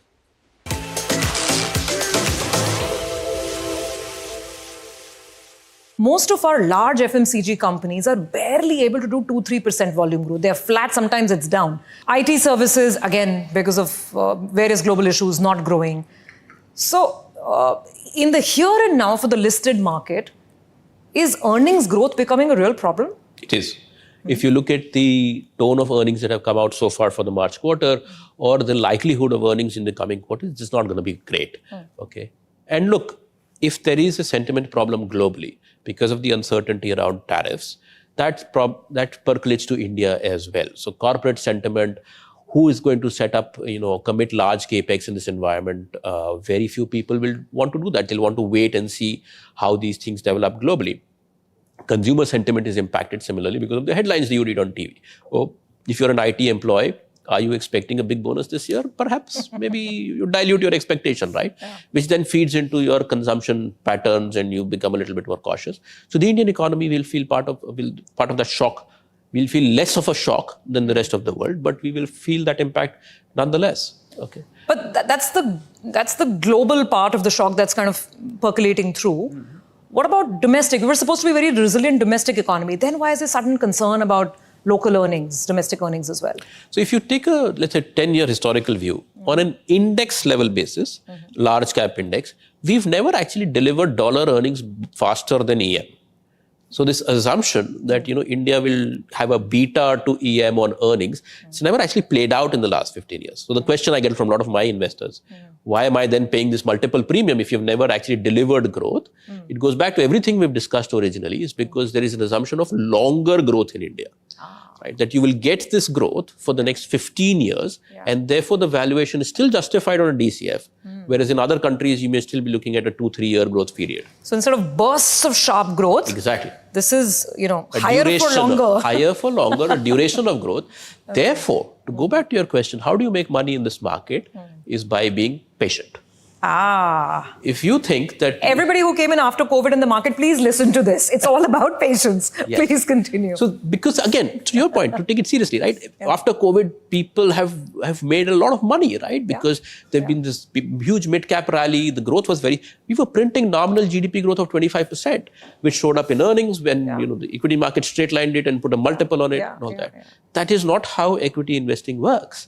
Because I'm looking at more of a duration of growth than a premium to growth, the way you make money in this market is buy at a right price. If you can get a good quality company at reasonable valuations, sit tight, good, well-executed companies in India will deliver compounding returns over time. This is not necessarily true for most countries, but it is true for India.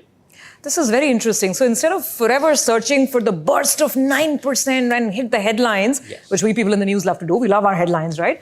Instead of that, maybe compounding 6.5%, maybe 7% for a prolonged period can lead to prosperity. That's what you're saying. Yes. Be patient. Don't try to find the next multi-bagger. I mean, if you can, please go ahead, right? Success rates on that are actually lower than people expect it to be. Everybody believes that they are the one that has spotted this multi-bagger well. But it's easier to find large compounding companies, invest, be patient, you'll do well. So what would the advice be for investors who are looking at this market for the next sort of 3-year perspective, if not longer? How should they look at their portfolios? So again, quality and large cap, right? Okay. Because what has happened is even though several smaller stocks and mid caps have come off post the recent correction, they have not come off enough. So if I were to do a very simple mathematical analysis, and say which company today is back to 2019 P's. Not even say, I don't even say I'm greedy and I want them cheap or I want them, to fit a DCF or something. I think which company has given up its COVID premiums, X financials, that set is still very narrow. So despite the correction, I am not getting stuff at reasonable valuation. Today, with whatever's going on in the monetary policy and the RBI turning accommodative, the outlook, let's say from a 2-year or 3-year view on financials is still reasonable. And they are still available to me at multiples that make sense. Okay. So any India portfolio needs to start off in a large cap mindset with a allocation to financials. The other themes we like power, because the power sector is tightening. There's a lot of changes happening with the prevalence of solar. We think the battery world is very interesting because, I was skeptical of it 3 years ago and it won't work. Now it makes economic sense to set up batteries in the country. We've liked cement for a while because, it was undershooting and now it's catching up. Real estate should do well, as we spoke of. But the only challenge there is we need real estate which is more mass market rather than the... And rather than the 20 CR apartments selling in 6 hours. I think 20 CR also nowadays is... Now it's history. That's true, that's actually. Right. But yes, so you need that kind of exposure. Within the consumer space, we think companies that are taking initiative, not necessarily only defending their margins, but which are stepping out and saying, here's some promotions, here's my sales effort, here's a discount for consumers, providing value to the consumer. See, the Indian consumer is not dead. I think the Indian consumer is just looking for value. So if companies take the initiative, they should get their volumes back. The story of every Indian consumer always looking for value. We take a short break. On the other side, we get you all the latest related to Operation Sindoor after both India and Pakistan have agreed to stop military action.